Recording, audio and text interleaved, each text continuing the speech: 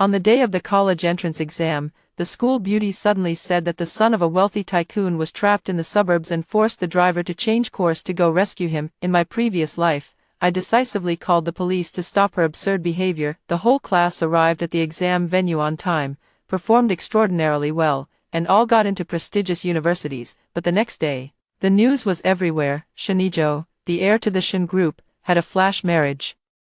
And the bride was the very woman who had rescued him from trouble on the day of the college entrance exam. Jiang Ruiwei saw the message and, like a madwoman, dragged me up to the rooftop of the teaching building. It's all your fault. You blocked my path into a wealthy family. You ruined my life. She pushed me off the 7th floor, shattering my spine and killing me on the spot. Afterward, the police questioned the entire class, and everyone spoke up for her. It wouldn't have affected the college entrance exam anyway, but she had to stick her nose into other people's business. She ruined someone's marriage into a wealthy family.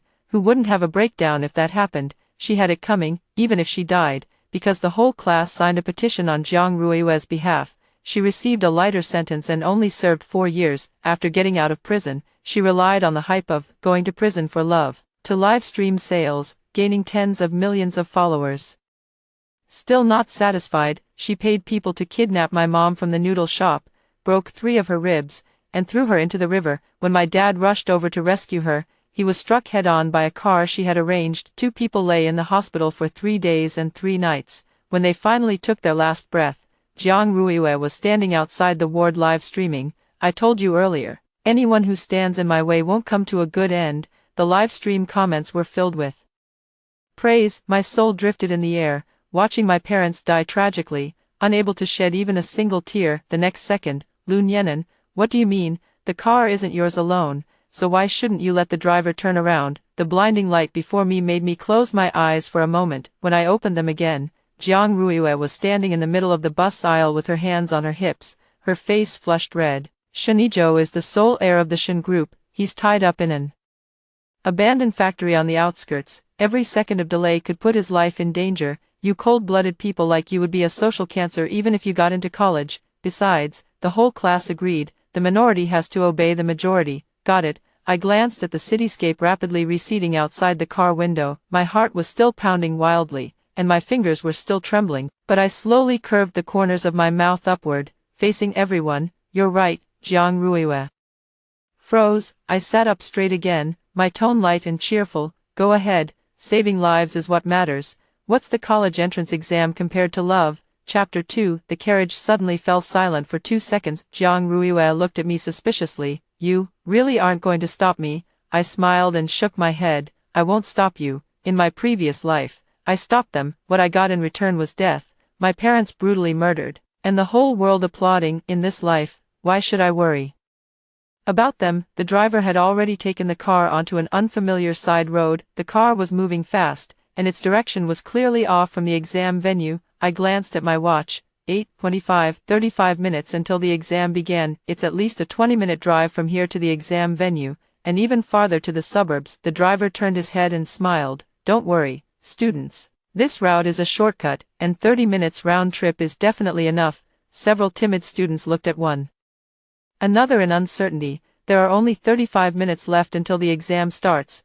Will we really make it there and back in time? Maybe we should just call the police. Leave the professional stuff to the professionals. Jiang Ruiwei cut them off. Call the police. By the time they get here, the person will already be cold. She then sent another picture to the class group chat. I glanced at it. A very exquisitely made wanted poster. The Shin group is offering an 80 million reward for finding someone. That comes out to nearly 4 million per person. It exploded. Seriously, 4 million? Who cares about the exam now? Let's save the person first. Jiang Ruiwei, you're practically our god of wealth. Those who had been hesitating just moments ago instantly grew excited. I looked down at the wanted poster in my hands. In my previous life, it was this very thing that drove everyone to lose their minds. But the truth was, Shinijo wasn't in the suburbs at all, and the wanted poster was fake. It was all Jiang Ruiwei's scheme. I stood up. I want to get off. The cheers in the carriage fell silent. Everyone looked at me. The driver's smile froze for a moment. Student, if you get off now,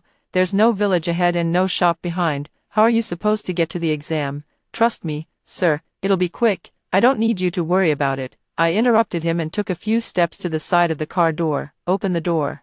Jiang Ruiyue let out a cold laugh and strode forward to stop me. If you want to leave, you can, leave your phone behind. I looked at her, afraid I'll call the police. She didn't deny it and directly snatched the phone from my pocket. The movement was too fast for me to react, then she flung my phone out the car window. Crash. The sound of it hitting the ground and shattering. Still not enough. She yanked the exam admission ticket hanging around my neck and tore it into pieces in just a few quick motions. This is what happens when you go against me. The shards fell onto the carriage floor. The whole class watched this scene, and not a single person said a word. Some people were even laughing, always acting like the squad leader all day. You deserve it. They're leaving already, and you're still here being an eyesore. The car door opened. I got out of the car. The cold wind poured into my lungs. The bus sped away, kicking up a spray of mud and water that splattered onto my school uniform. I stood by the desolate roadside, watching the bus get farther and farther away. Then I raised my wrist. The smartwatch screen was lit. I pressed the call button and dialed Mom. Mom, come pick me up. Hurry. Chapter 3. Mom's voice on the phone was laced with panic. Nyenan, aren't you on the bus? How did? Mom, don't ask. I'm sending you my location. Have Dad go to the academic affairs office and help me reprint my admission ticket. Hurry, there's no time. I hung up the phone and started running along the road toward the exam venue. The time on my watch ticked forward second by second. 8:32, 28 minutes left. My mother drove that van, which had been on the road for 10 years, and appeared at the end of the road 12 minutes later. She slammed on the brakes, leaned out, and shouted to me, "Get in." I pulled open the door and jumped in. Mom's eyes were red-rimmed. What exactly happened? Why do you have dirt on your hands? We'll talk later. Let's get to the exam room first. The van turned around and sped down the road. I leaned back in my seat and adjusted my breathing. My body was still trembling from the intense running, but inside I was unusually calm. At this time in my previous life, I was arguing with Jiang Ruiyue on the bus, and in the end I called the police. The police arrived quickly, the bus was stopped, and everyone grumblingly returned to the exam venue. The whole class got into top universities, but Jiang Ruiyue missed her plan to save someone and marry into a wealthy family, so she hates me enough to kill me. In this life, I won't stop her. If you want to go, then go, you'll bear the consequences yourselves. Meanwhile, at the gate of Lynching No. 1 high school, homeroom teacher Wang Jiqiang and the cars of more than a dozen parents had just arrived. He got out of the car and looked around, but saw no sign of the bus. Weird, the bus should have arrived before us, right? Several parents also got off the car and craned their necks to look. I just saw the bus on the road a moment ago. How did it suddenly disappear? Wang Jiqiang's phone rang. It was my dad calling. Mr. Wang, the bus has been taken off course. My daughter was left behind on the roadside. The whole class is being driven out to the suburbs. Wang Jiqiang's face instantly turned deathly pale. What did you say? It was Jiang Ruiyue. She incited the whole class to go to the suburbs to rescue some rich young master, and the driver was one of her people too. My daughter refused to go, so she was thrown out of the car by her. Wang Jiqiang's hand holding the phone was trembling. The parents around them caught a few fragments of the conversation and gathered over one after another. What happened? What's going on? Where's the bus? Where's my daughter? Wang Jiqiang took a deep breath. No, he clenched his phone, his voice trembling. The bus was taken to the suburbs. All the children are on it. The parents' expressions shifted from confusion to fear. What do you mean? It's the college entrance exam. There's less than half an hour until it starts. Who did this? Who drove the car away? Crying burst out all at once. Some parents collapsed directly onto the ground. Some people picked up their phones and frantically dialed their children's numbers. No one answered. Wang Jiqiang forced himself to call the principal. After hearing it all, the principal fell silent for 3 seconds on the other end of the line.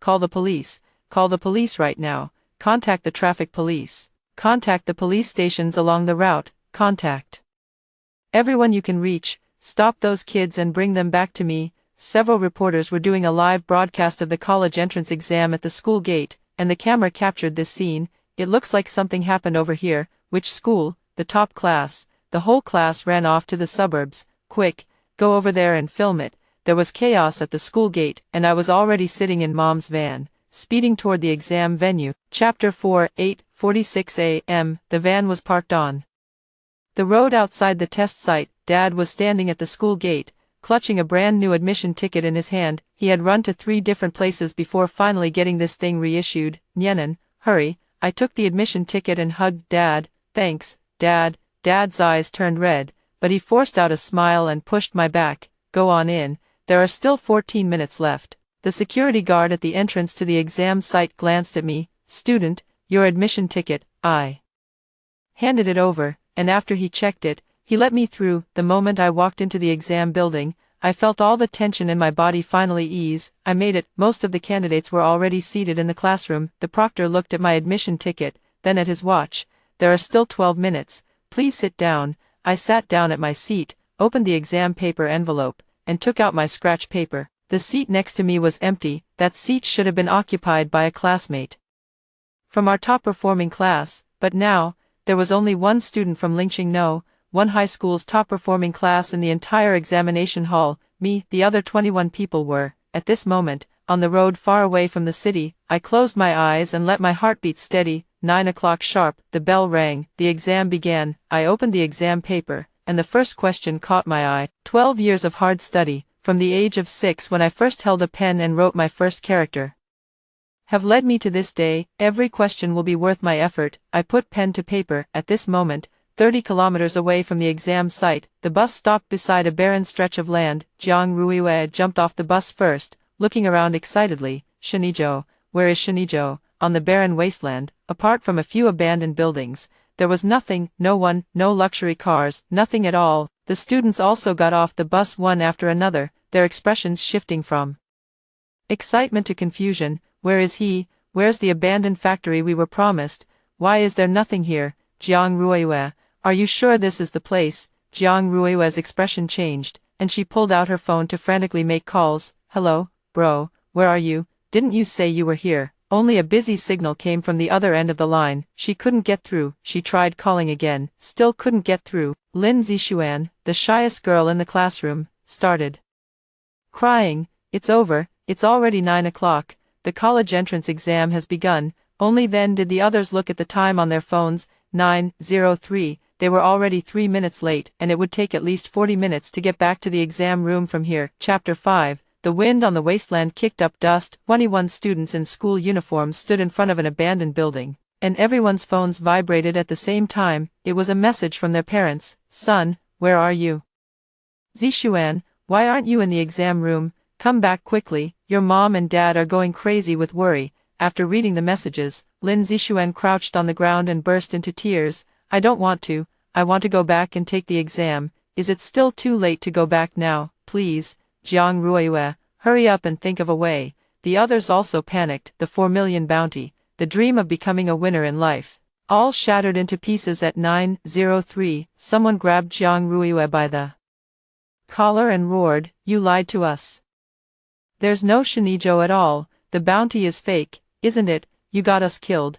Jiang Ruiwei staggered back from the shoving, still refusing to admit defeat as she said, they must have gotten the location wrong. I'll contact them again. Contact my ass. A boy snatched her phone and smashed it to the ground. My parents have supported me through 12 years of school, all for today. What gives you the right to ruin my future? The driver, Jiang Weigua, sat in the driver's seat without saying a word and quietly sent a message while everyone was in chaos. Things have blown up, I'm leaving first. Then he started the bus and slammed on the gas. Wait, where are you going? Driver, stop the bus. The students ran after the bus for a few steps, but it was moving too fast. The bus sped away, leaving 21 people stranded in the deserted outskirts. 9:10 a.m. The college entrance exam had already been underway for 10 minutes, and the nearest test center from them required a 2-hour walk. 5 minutes later, 3 police cars came roaring up, then came the parents' cars, the media's cars, and the school's cars. They flooded into this barren land in a dense rush. The first one to rush off the car was Lin Zixuan's mother. When she saw her daughter squatting on the ground and crying, her legs nearly gave out. Zixuan, why are you here? Get in the car, quickly. It's still not too late. It's too late, Mom. It's already 9 o'clock. Lin Zixuan's mother froze completely. Then she let out a heart-wrenching wail. Who did this? Who brought my daughter here? I want her dead. The other parents also hurriedly found their own children. Cries, angry curses, and sounds of people breaking down all mingled together. The reporter's camera kept rolling non-stop. on the day of the college entrance examination, all the students from the top-tier class were tricked into going to the suburbs. 21 students were unable to arrive at the exam venue on time. The police have already gotten involved. Wang Jiqiang stood in the middle of the crowd, his face ashen. He called the principal. Principal, it's too late. Even if we leave now, it'll still take at least 40 minutes to get to the exam venue. These children will be at least an hour late. On the other end of the phone, the principal's voice sounded as if it were squeezed out from between his teeth. Bring them back first. As for whether they can enter the exam room, I'll communicate with the Education Bureau. Chapter 6, 948. I've already finished the multiple choice and fill-in-the-blank questions, and I'm working on the first major problem. The pen tip moved swiftly across the paper, my train of thought as clear as a straight river. Faint noise drifted in from outside the exam room, but through the classroom building's doors and windows, it couldn't be heard clearly. The proctor frowned and walked over to the window to take a look. Then he quickly drew the curtains. Everyone, continue answering the questions. Don't get distracted. I didn't look up. I already guessed what was happening outside. At this moment, outside the entrance of the exam site, 6 cars screeched to a stop. 21 students stumbled out of the cars and rushed toward the school gate. Let us in. We're from Linqing No. 1 high school's top class. We're late. The security guard at the entrance stopped them. It is now 9:48. According to the rules, anyone more than 15 minutes late is not allowed to enter the exam room. No way. Jiang Ruiyue rushed to the front, grabbing the security guard's arm. We were only an hour late. Why won't you let us in? We're the top students in the whole city, the top class at Linqing No. 1 high school, future Peking University and Tsinghua University students. The security guard's expression remained blank. Rules are rules. It's the same for everyone, no matter who comes. The parents also rushed forward. Lin Zixuan's mother knelt on the ground, hugging the security guard's leg and crying, "Please, my daughter has been preparing for 12 years, and it all comes down to today." Several fathers had red-rimmed eyes, their voices hoarse. "Please make an exception for us, just consider it a favor, otherwise, let us see the person in charge of the exam site, we can make up the time." The chief of the exam center hurried over and, seeing the mess at the entrance, rubbed his nose bridge in frustration. He answered one phone call, then made another. Finally, he walked up to the crowd. Special approval has been granted by the Education Bureau to let the students in, but the exam time will not be extended. Whatever time they go in, that's when they start answering the questions. The crowd burst into a cry of relief. 21 students surged in. They ran down the corridor and rushed into their respective exam rooms. Their hands were still shaking as they sat down. The invigilator glanced at the clock and noted it down coldly, entered the examination room at 9:53. In other words, they had only 1 hour and 7 minutes left to answer the questions, and a complete college entrance examination Chinese language paper is supposed to take 2.5 hours. Chapter 7, 11:30. The exam ending bell rang. I put down my pen and checked the answer sheet one last time. Every question had been completed. The essay, in particular, reached 1,000 words, far exceeding the required 800. When I walked out of the exam hall, the sunlight was just right. My parents were standing at the school gate. As soon as Mom saw me,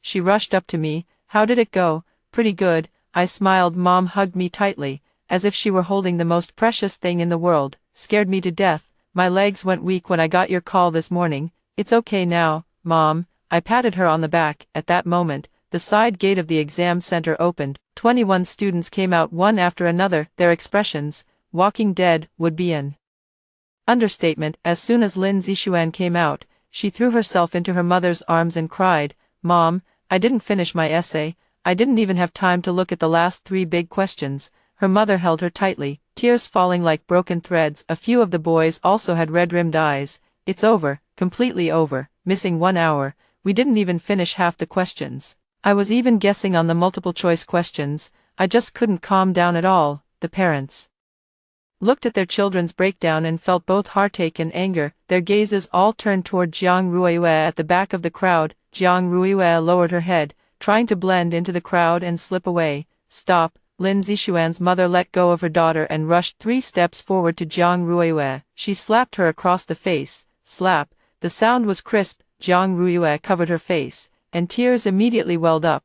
"It's your fault. You tricked everyone into going to the suburbs. You ruined my daughter's 12 years of hard work. Can you afford to make up for it?" The other parents also crowded over. surrounding Jiang Ruiwei in the middle. What Shinijo? What 80 million bounty? You made it all up, didn't you? My son didn't even finish answering the questions. Do you know how hard he worked? Call the police. We must call the police. I'm going to sue her. Jiang Ruiwei was surrounded in the middle, and the slap across her face had swollen half of it. She cried as she defended herself. I was deceived too. Someone told me Shinijo was there. I didn't know it was fake either. If you don't believe me, go and check. I'm a victim too. Wang Jiqiang came over with a grim expression, yanking Jiang Ruiwei out of the crowd. Who told you? Hand the person over. And that driver, is he someone you know? Jiang Ruiwei kept her mouth tightly shut. I don't know. I don't know. 2 police cars were already parked at the school gate. Chapter 8. The police took Jiang Ruiwei into the car. The crowd of onlookers grew larger and larger. Reporters' cameras followed the police cars, and the live news footage had already spread across the entire internet. Shocking. Top class of lynching. No. One high school arrives 1 hour late for college entrance exam. School beauty suspected of fabricating information, tricking 21 top students into going to the suburbs. The bizarre farce on the day of the college entrance exam. The comments section blew up. What kind of IQ is this? On the day of the college entrance exam, she went to save someone and didn't know to call the police. To be honest, anyone who could be fooled is also just stupid, believing in an 80 million bounty. These top students probably bought their scores. One didn't go. That class monitor who got off the bus was the only smart one, right? I didn't look at my phone. There's still a math exam in the afternoon. At noon, I sat in my mom's van, eating the sandwich she made, and closed my eyes to rest. My phone vibrated countless times. Various group messages, private messages, and calls from unknown numbers. I ignored them all. At 1:30, I walked into the examination hall right on time. This time, 21 classmates were also present, but their condition was clearly off, having gone through the morning's breakdown, the police questioning, and the parents' heart-wrenching sobs. Their spirits had already been shattered, sitting in their seats. Some people's hands trembled so much they couldn't hold a pen. Some had reddened eyes as soon as they opened the exam paper. Others didn't even show up. I counted. Only 17 people were present in the afternoon. 4 people gave up directly. I withdrew my gaze and opened the math exam paper. The last major question combined sequences and inequalities, and I quickly constructed a proof framework in my mind. The pen tip fell, and it was completed in one go. 2 hours later, the bell rang. I had once again answered all the questions in full. As I walked out of the exam hall, I saw Jiang Ruiwei. She was sitting on the steps outside the exam hall, her school uniform stained with dust, her makeup already smudged. The moment she saw me, her eyes were as cold and sinister as a snake. Lun Yenan, I stopped walking. Did you already know? She stood up and walked toward me step by step. You deliberately didn't stop me. You clearly knew that was fake, didn't you? I looked at her. What are you talking about? You're too obedient. She narrowed her eyes. In the previous life, you desperately tried to stop me, but this time you're just leaving without a second thought. You're plotting against me. I took a step back. The previous life, she said. The previous life. Chapter 9. A cold wind poured in from the corridor. Jiang Ruiwei and I exchanged glances. What she had just said sent a chill down my back, but the next second, her own expression changed too, as if realizing she had said something wrong. What I mean is, with your personality, there's no way you'd just leave it alone. She quickly covered it up, wiping away the tear tracks on her face. Forget it. You'd better pray I don't find out. She turned and left, and her mother hurried over, holding her as they walked away. I stood there, fists clenched. That last life, she had just said, was it a slip of the tongue, or she was reborn too? No, if she had been reborn, she wouldn't be stupid enough to use the same method to deceive me again, unless she didn't care about the college entrance exam at all. What she had always cared about was never the exam, it was marrying into the Shin family. When I got home at night, I sat at my desk and organized my thoughts. I turned on the computer and searched for Shinijo. The top trending item was, Shin Group's heir announces sudden marriage news. This was the news from my previous life. What came up this time was something else. Shinijo was spotted at Linching Airport today, suspected to have gone abroad. He was perfectly fine at the airport. He was never kidnapped at all, and he was never trapped in the suburbs. It was all made up by Jiang Ruiwei. I kept searching and found a news report from 3 days ago. Shin Group will announce the heir's engagement next week, so that's how it is. Jiang Ruiwei knew that Shinijo was about to get engaged. Her original plan was to slip away from the class on the way to rescue someone and go find Shinijo alone, to create the identity of a life-saving benefactor. Then, using this, she got close to the Shen family and became his partner. Before the engagement was announced, the entire class was merely her cover and her chess pieces. Suddenly deciding to save someone before the college entrance exam was part of the script. The 80 million bounty was bait. Driver cooperation with the route change was arranged. If I didn't call the police, then she could smoothly leave the bus, take a taxi to Shinijo's real location, and stage a hero rescuing the damsel. But what she never expected was, I didn't call the police, and I didn't stop her. I got out of the car immediately, with no one left on the car to oppose her. Everyone ran with her to the fake rescue site, but the real Shinijo wasn't there at all. Not only did she fail to save anyone, she got herself caught up in it too. I not only lost the wife,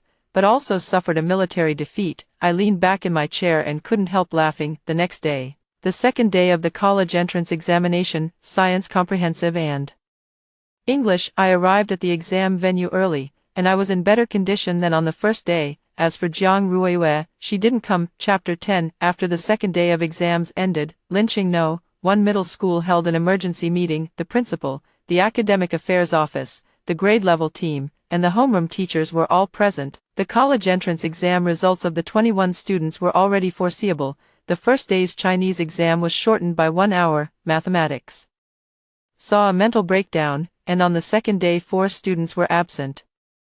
No matter how you calculated it, this top-tier class had been completely wiped out. In the principal's office, Wang Jiqiang stood in the corner with his head lowered. The principal slammed a stack of documents onto the desk. I'm asking you, Jiang Ruiyue planned every detail in advance, and you didn't hear a thing. That driver, Jiang Weigua, is her biological uncle. What were you doing when you were reviewing the vehicle use qualifications? Wang Jiqiang's lips trembled for a long time before he managed to squeeze out a sentence. It was a vehicle arranged by the Academic Affairs Office. I didn't ask about the driver's identity. You didn't ask. You entrusted the lives of 22 students to someone you don't even know. The principal slammed the table in anger. And also, did you know that Jiang Ruiyue had previously been forming cliques in the class, organizing some border music festival trip? Wang Jiqiang froze. What, music festival? You didn't know? The principal threw a police notice in front of him. Police investigated Jiang Ruiyue's phone records and found that she had contacted an overseas number 3 months ago.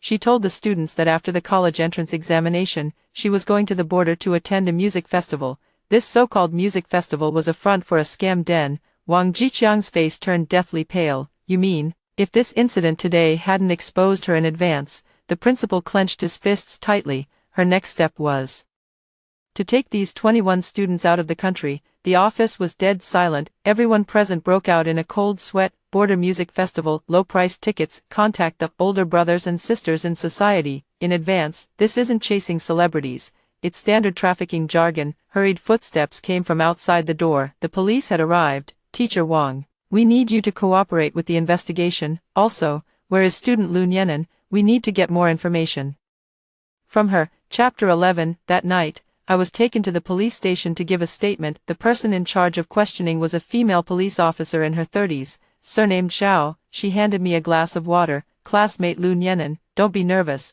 We're just trying to understand the situation. I nodded. When did you find out that Jiang Ruiyue was taking the whole class to the suburbs? On the morning of the college entrance exam. She brought it up suddenly after we got on the bus. Why did you choose to get off the bus? I thought about my wording, because I didn't believe what she said. She couldn't provide any evidence for the claim that Shinijo was trapped in the suburbs, only a screenshot of a bounty notice. Besides, there simply wasn't enough time to make it there and back, and it would have delayed the college entrance exam. I tried to stop them, but the whole class agreed. I couldn't persuade them, so I chose to get off the bus myself. Officer Zhao was making notes in his notebook. Did you know about the border music festival trip she organized before? Yes, I said. Officer Zhao looked up at me. She said in class about 3 months ago that she knew someone who could get low-priced tickets and invited the whole class to go together after graduation. I thought something was off and tried to persuade my classmates not to go, and what happened? I was ostracized by the whole class. They thought I was meddling. Officer Zhao was silent for a moment. Then did you know the true nature of this music festival? I'm not sure, but I looked up that location, and it's near the border. There's no official event information to be found domestically. I just feel something is off. Officer Zhao closed his notebook and looked at me. Student Lun Yenan, Your instincts are right. Following Jiang Ruiyue's call records, we traced the so-called Big Brother she had been in contact with. His real name is Luo Kuan, and he is an underling of a cross-border telecom fraud gang. This gang specifically targets young people in China, luring them with free trips, concerts, and high-paying jobs, then tricking them into overseas compounds. Jiang Ruiyue, Officer Zhao paused. She is the guide this gang developed at Linqing No. 1 high school. For every person she successfully lured out, she could earn a commission of 100,000 yuan. I gripped the water cup tightly. 100,000 multiplied by 21, 2,100,000. She was going to trade the lives of the entire class for 2,100,000. While today's incident didn't involve deporting anyone directly, it was extremely egregious, deliberately fabricating information and, in collusion with relatives, coercing a minor to deviate from the designated route, resulting in 21 students missing the college entrance exam. Officer Zhao stood up. She has already been criminally detained. I let out a long breath. That music festival, if she hadn't been exposed today, would anyone really have gone with her after the college entrance exam? Officer Zhao's expression was very serious. Based on the information we've gathered, if everything had gone according to her plan, 1 week after the college entrance exam, she would have taken at least 15 students out of the country, and those 15 people might never have come back. Chapter 12. When I came out of the police station, it was already 11 at night. My parents were waiting for me at the door. Mom draped her coat over me and asked nothing. On the way home, Dad drove the van, and the car stayed silent for a long time. In the end, Mom was the first to speak. Nianan, that Jiang Ruiyue used to bully you a lot. I watched the streetlights outside the window recede one by one. It doesn't really count as bullying, it's just that the whole class listened to her, and if I didn't, I'd be isolated. My mother's hand gently covered mine. Her hand was rough and dry, the mark left by years of kneading dough and washing dishes. I used to always think that if you didn't get along well with people at school, it was your problem. It was my fault. Mom, I tightened my grip on her hand.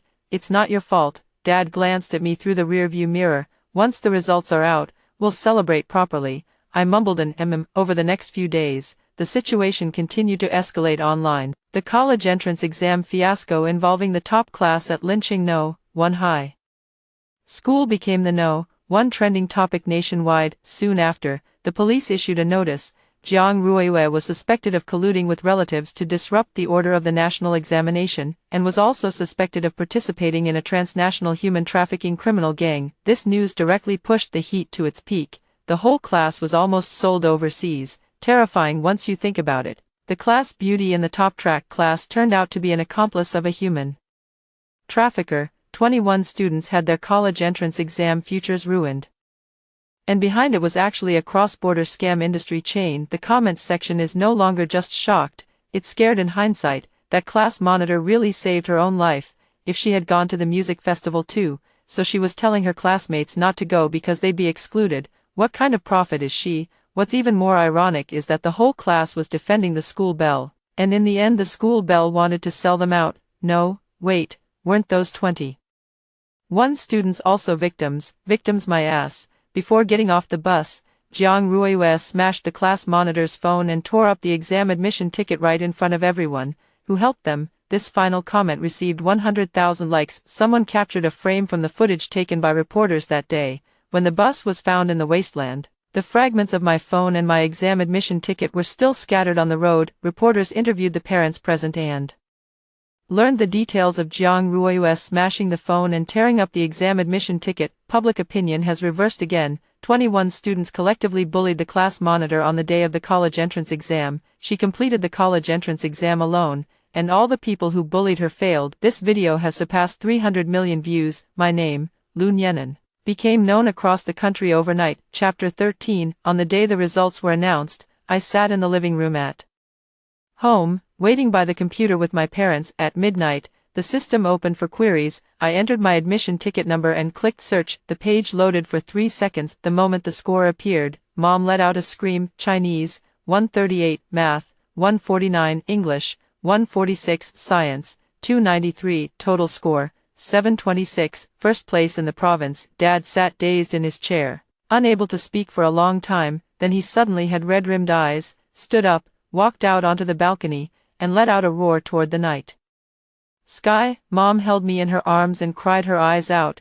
My daughter is first in the entire province. I cried too, not because of the score, but because, in this life, I finally walked this road to the end. 12 years, every day since I was 6 was not wasted. After dawn, the principal came to the door in person. Nyenan, first place in the whole province. Do you know how many years it's been since our lynching? No. One high school produced a provincial top scorer. His face flushed red with excitement. Tsinghua University or Peking University, your choice, all kinds of scholarships and grants. You'll never have to worry about tuition for the rest of your life. I smiled and nodded. After the principal left, the reporters arrived too, a flood of interview requests. I only accepted one offer, the provincial TV station. In front of the camera, the reporter asked me, classmate Lu Nyenan, on the day of the college entrance exam, you were the only one in your class who arrived at the test center on time. When you made that decision, did you hesitate at all? I thought about it. No, the college entrance examination is only one chance for me. Others may not care,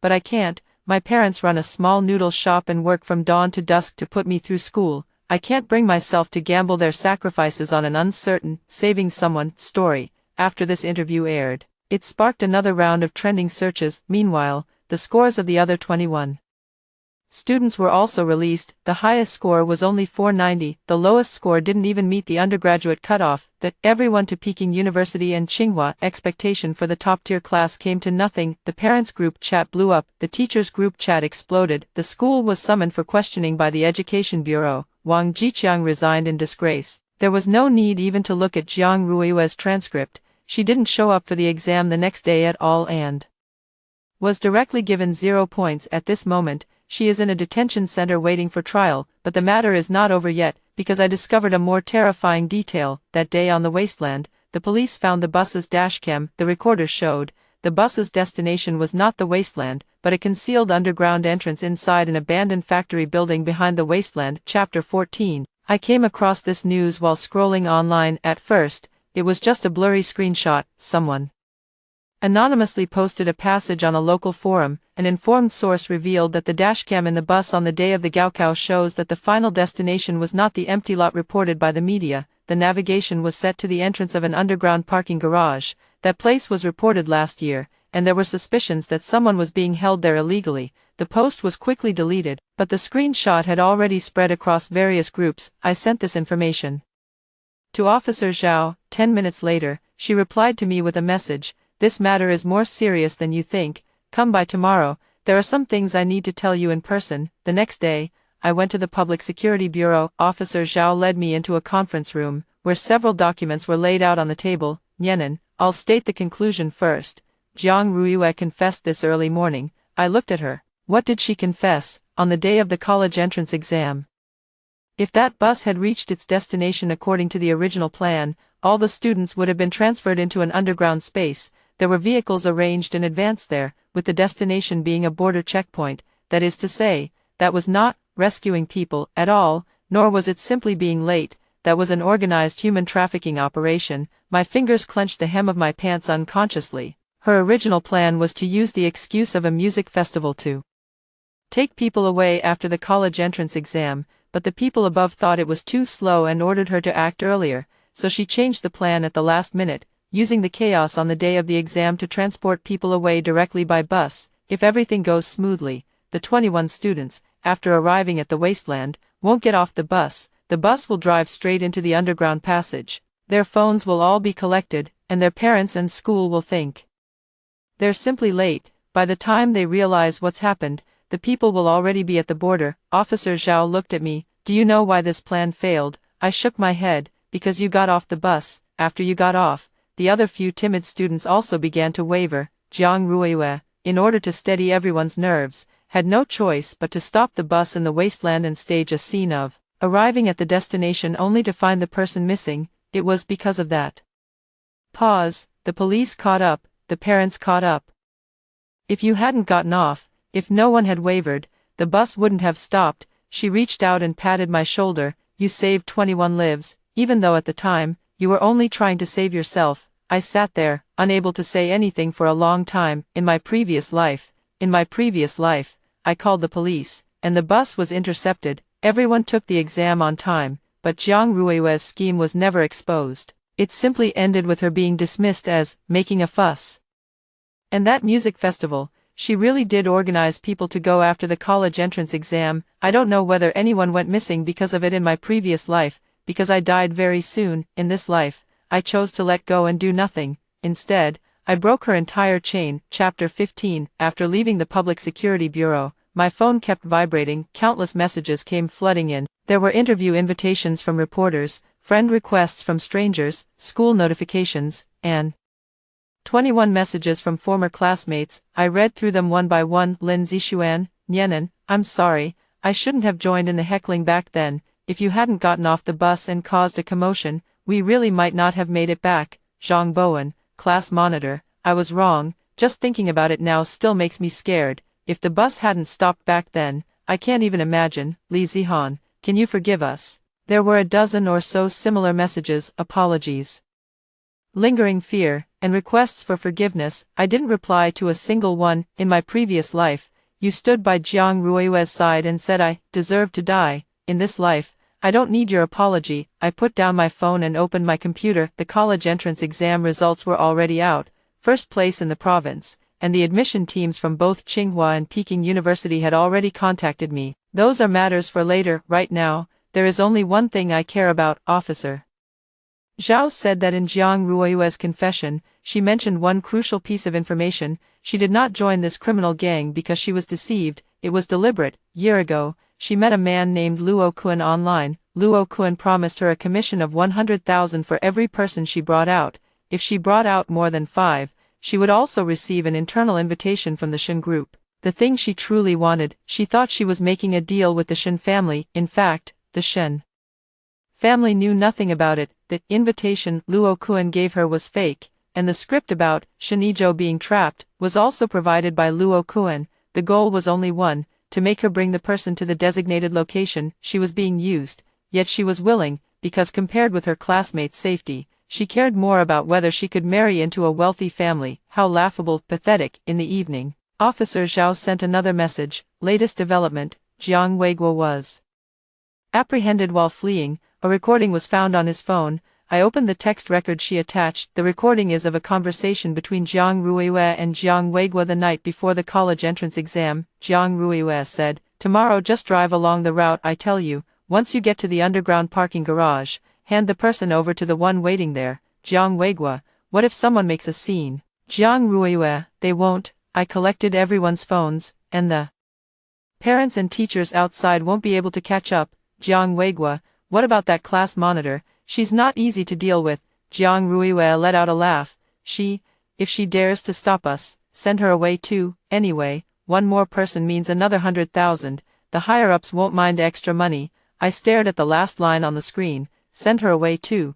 If I hadn't gotten off the bus, if I had argued with her on the bus like in my previous life, I wouldn't have been pushed down the stairs. I would have disappeared outright. Not even a corpse would be left behind. Chapter 16. Officer Zhao's case briefing was officially released to the public 3 days later. At the press conference, the police publicly announced that Jiang Ruiwe was suspected of multiple charges, including involvement in cross-border human trafficking, deliberately disrupting the order of national examinations, and damaging others' property. Jiang Weiguo was arrested as an accomplice. Luo Kun was listed as a wanted fugitive online, and his whereabouts have been tracked. The video of the press conference surpassed 100 million views that very same night. This is even more outrageous than a TV drama. On the day of the college entrance exam, our whole class almost got sold off. Is Jiang Ruiwe a human or a ghost? Those 21 students were really lucky to be alive. The focus of public opinion quickly escalated from being late for the college entrance exam to attempted human trafficking.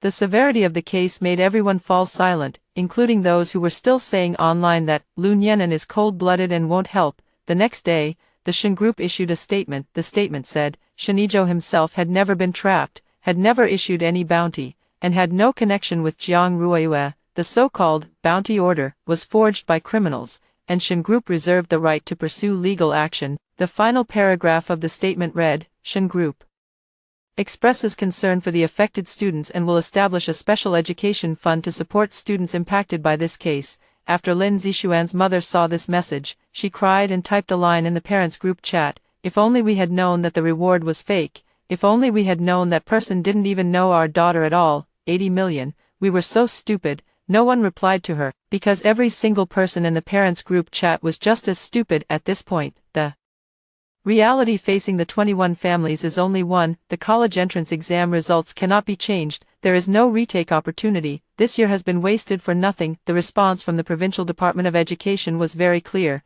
the fairness of the college entrance examination system allows no exceptions. If the affected students want to retake the exam, they can only choose to repeat a year. 21 families, some chose to repeat a year, some chose to go abroad, and some chose to give up outright. But no matter what they chose, they had forever lost the 2024 transcript that belonged to the top class and ranked first in the province. And my admission letter arrived at my doorstep a week later, a red cover, with gold embossed lettering, Tsinghua University. Mom's hands were trembling the whole time she held the letter. Nyenan, you really got in. Dad stood nearby, repeatedly wiping his eyes. At the entrance of the noodle shop, the neighbors gathered in a circle. The provincial top scorer is right here in our alley. Someone set off firecrackers. Chapter 17. The night the admission letter arrived, my parents made an exception and closed the noodle shop. The three of us went to a hot pot restaurant in the city center. This was the first time in my memory that our family had gone to a hot pot restaurant that wasn't an all-you-can-eat buffet. Mom ordered a whole table full of meat. Today there's no limit. Pick whatever you want to eat. I picked up a piece of tripe and swished it into the pot. Steam rose up. Dad took a sip of beer and, rarely, said something sentimental. Nyenan, these past 12 years, Mom and Dad haven't worked for nothing. My nose stung, and I lowered my head to keep eating. Halfway through, my phone rang. It was a message from Officer Zhao. Luo Kun was arrested in Yunnan today. His phone contains all of his chat records with Jiang Ruiyue, and the chain of evidence is complete. The procuratorate has already decided to approve the arrest, and the next step is prosecution. Also, let me tell you some news.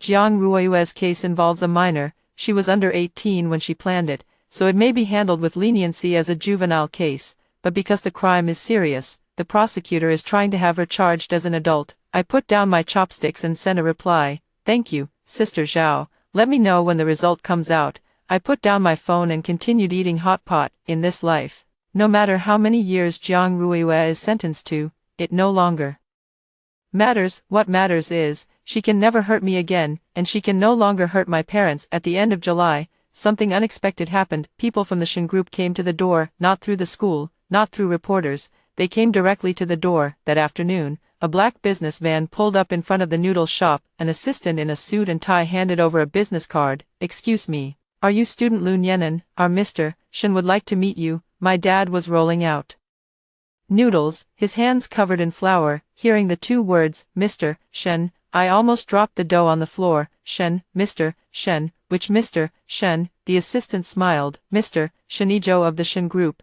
Chapter 18. In the small courtyard in the alley behind the noodle shop, Shenijo sat on the plastic stool my family used for meals, his suit probably worth enough to buy the entire alley, but his expression was very natural, with no sign of discomfort. His assistant stood 3 steps away. I sat across from him, with a folding table between us. Lu Nyenan, he said, his voice was a little lower than the one I had heard on TV. This matter was caused by my name being misused, and I'm sorry. You're apologizing, I said. What's it to you? He smiled. That criminal group forged my wanted notice to scam people. Though I didn't do it, I felt I should come meet you. He took a file folder out of his briefcase. This is the funding agreement from the Shen Education Foundation. Starting this year, all your tuition, living expenses, and textbook fees for the 4 years of college, including if you want to pursue further studies abroad in the future, will all be covered by the foundation. I didn't take it. No need. Tsinghua has scholarships. He did not take back the file envelope.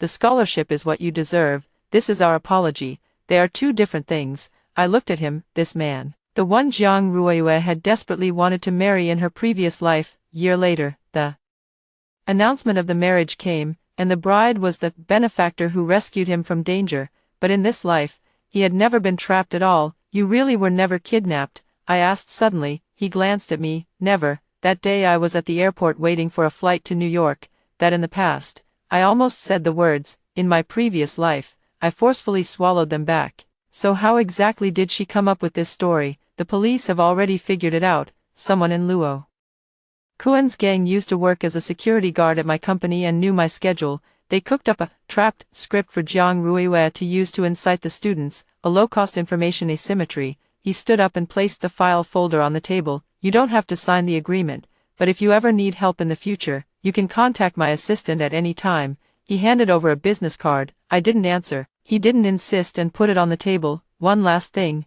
He stopped at the courtyard gate. The decision you made that day to get out of the car, it was remarkable. Most people probably couldn't do that. I said nothing. After he left, Dad poked his head out from the noodle shop.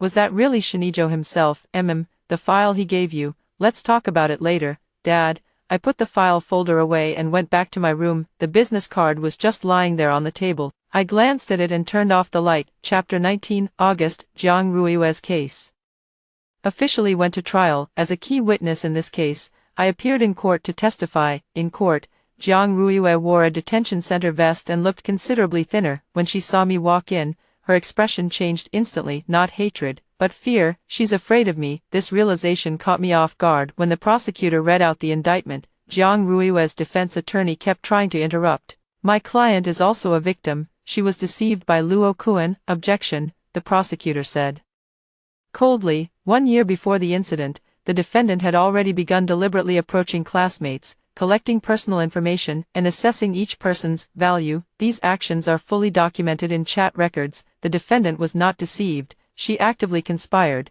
The judge allowed the prosecutor to continue. The defendant repeatedly used words such as goods, route, and handover in the chat. She clearly knew what she was doing. Even in the recording on the day of the incident, she explicitly stated. The prosecutor played the recording. Jiang Ruiwei's voice echoed through the courtroom. If she dares to stop us, send her away too. Anyway, one more person means another 100,000. The higher-ups won't mind extra. The gallery erupted in uproar. 21 parents were seated in the gallery, and upon hearing those words, some of them burst into tears. Jiang Ruiwei hung her head, her hands fidgeting constantly with the cuffs of her waistcoat. When it was my turn to testify, the prosecutor asked, Classmate Lu Nianan, what did the defendant do when you got out of the car? She snatched my phone and threw it out the window, and tore up my admission ticket. Did any of the other students on the bus try to stop it? No. Someone even gave me the middle finger and told me to get lost. The parents in the gallery collectively lowered their heads. The prosecutor continued. What consequences will you face if you don't successfully arrive at the exam venue? That day, you will lose your eligibility to take the college entrance examination. My family's financial situation doesn't allow me to repeat the year. My mother has lumbar disc disease, and my father has high blood pressure. They've already spent all their savings to support my education. If I couldn't take the exam that day, I might never have another chance. The courtroom fell silent for a few seconds. The judge made the final inquiry, then the court was adjourned, and the verdict would be announced on a later date. As I walked out of the courtroom, I saw Lin Zixuan in the hallway. She stood in the corner, head bowed. When she saw me come out, she took a step forward. Nianan, I stopped walking. Can I say a few words to you? Speak. She lifted her head, her eyes rimmed red. That day in the car, although I didn't give the middle finger, I didn't help you either. I did nothing. I'm sorry.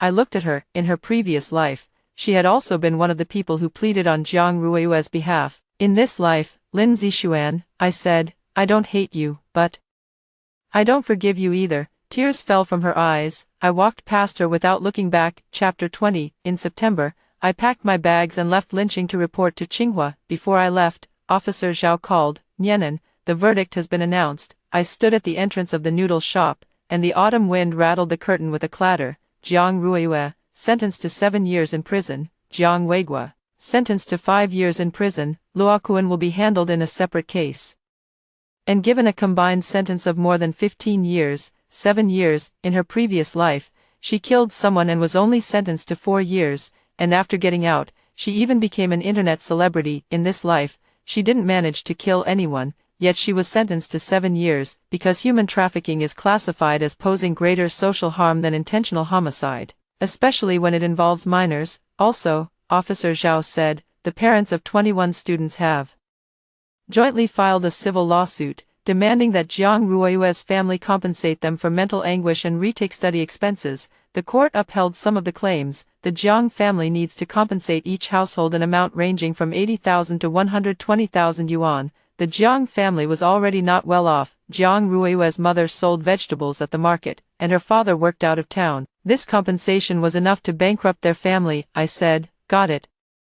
And hung up. Then I dragged my suitcase onto my parents' van. Let's go. Mom sat in the front passenger seat, wiping away tears the whole way. Eat well when you get to school, don't skimp on food. Got it, Mom. Dad was driving, smiling cheerfully. Now that our daughters got into Tsinghua, shouldn't the noodle shop be renamed Top Scholar Noodle Shop? Dad, whatever you like. When we arrived at school, my parents helped me carry my luggage. They stayed in the dorm for a while before having to leave. Mom stood at the dorm entrance, holding my hand and refusing to let go. If anything happens, call us. Don't carry it all on your own, Mom. I know.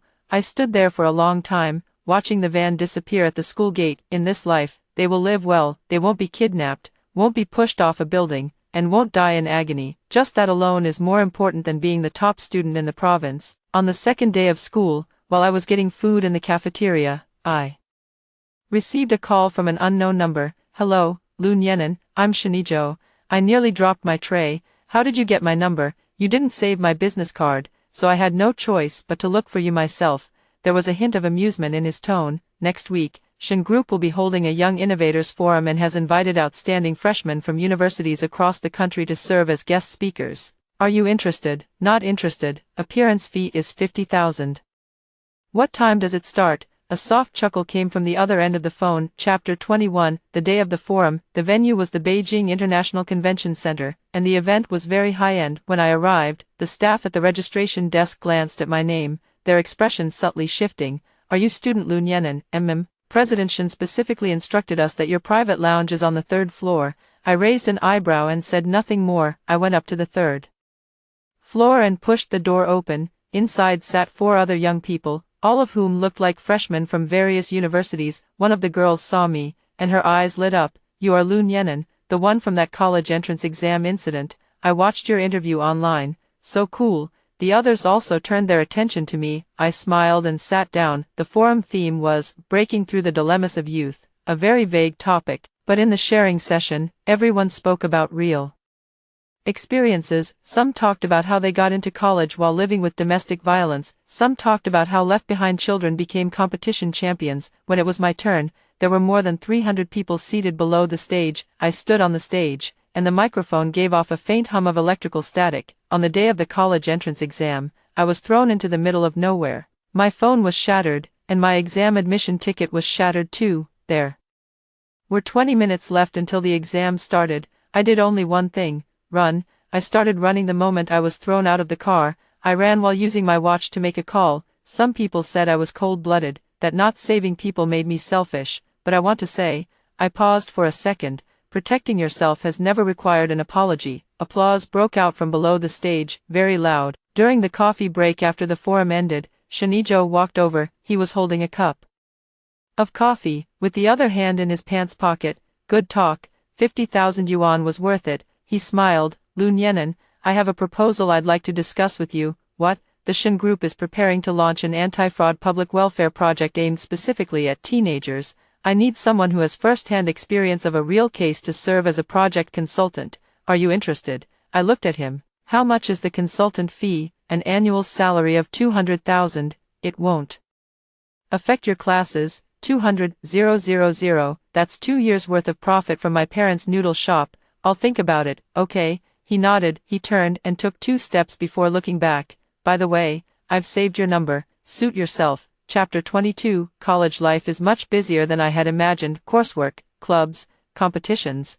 My days were packed to the brim, but I still took on the consulting work for the Shin family, twice a week for online meetings, and occasionally a trip to the Beijing branch of Shin Group. The project is called the Qingdun Project, a public awareness anti-fraud campaign aimed at high school and college students.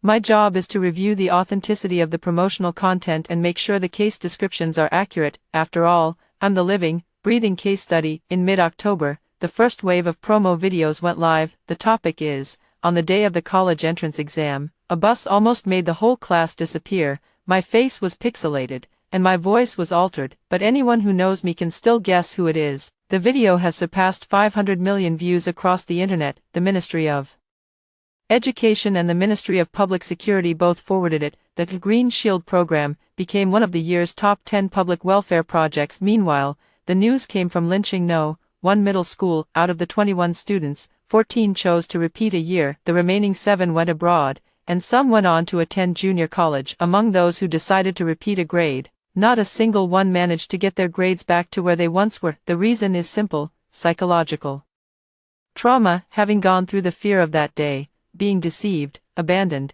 and nearly disappearing, everyone has some degree of stress reaction. Some people start trembling as soon as they get a test paper. Some people feel nauseous at the sight of a bus. Some people suffer from insomnia all night long. None of the 21 students in the top track class got into Tsinghua or Peking University. The best result was Lin Zixuan, who, after repeating a year, was admitted to a 211 university, and yet they were supposed to have all gotten into Tsinghua and Peking University. Sometimes I wonder whether that counts as a kind of karma. In my last life, they helped Jiang Ruiwei and said I deserved to die. In this life, they didn't help me and stood by while Jiang Ruiwei smashed my phone and tore up my admission ticket. The ending was the same either way. They reaped what they sowed, but I wasn't happy. I didn't even feel relieved. I just thought, never mind, everyone has their own fate. One evening in December, I was studying at the library. My phone vibrated once. It was a message from Officer Zhao. Nianan, I have something to tell you. Jiang Ruiwei has filed an appeal from prison, claiming that she was forced to participate in the crime and requesting a reduced sentence. I typed back a few words. What evidence does she have? No valid evidence. But she hired a good lawyer. Will the court side with her? Unlikely, but be prepared mentally. I replied with a okay. Turned off my phone, and continued reading. She wants to overturn the verdict, then let her try. Chapter 23. In the spring of her sophomore year, Jiang Ruiwei's application for a reduced sentence was rejected. The reason for the rejection was stated very clearly. The evidence in the case fully proved that the defendant had actively participated in the crime and demonstrated clear malicious intent during its commission, so she did not meet the conditions for sentence reduction. After the news broke, it sparked another wave of heated discussion online. Does this woman actually still want a reduced sentence? Has she no shame? If she succeeds, what are the students who were almost sold supposed to think? 7 years is still too little. I didn't pay attention to those things, because I was busy with something else. The second phase of the Green Shield project was officially approved, and this time the scale was even larger. We were going to enter 100 high schools to give in-person presentations. I've been promoted from consultant to co-planner. Shinijo said this to me during a video conference. Nianan, you're better suited than I am to lead this project. You experienced it firsthand. You know what those children are thinking. I thought about it. You want me to be the spokesperson? Yes, but I'm not forcing you. I'd have to be in the public eye, to some extent. Yes. After a few seconds of silence, I said, okay. At the start of my sophomore spring semester, I stepped into high schools across the country as a co-planner and keynote speaker for the Qingdun project. At every school I visited, when the students in the audience saw me, their focused gazes were completely different from the way I had been ignored back in the top-tier class back then. They listened carefully and asked questions seriously. Someone raised a hand and asked me, if the whole class hadn't helped you back then, wouldn't you have felt lonely? I replied, loneliness is temporary, but having your life stolen by deception is forever. Someone asked, have you ever regretted it? Regretted not stopping those classmates? No regrets. I chose to protect myself. Those classmates chose to follow the crowd. Every choice comes with a price. After every presentation, students would come up to me to take photos and add me on WeChat. Someone cried and said,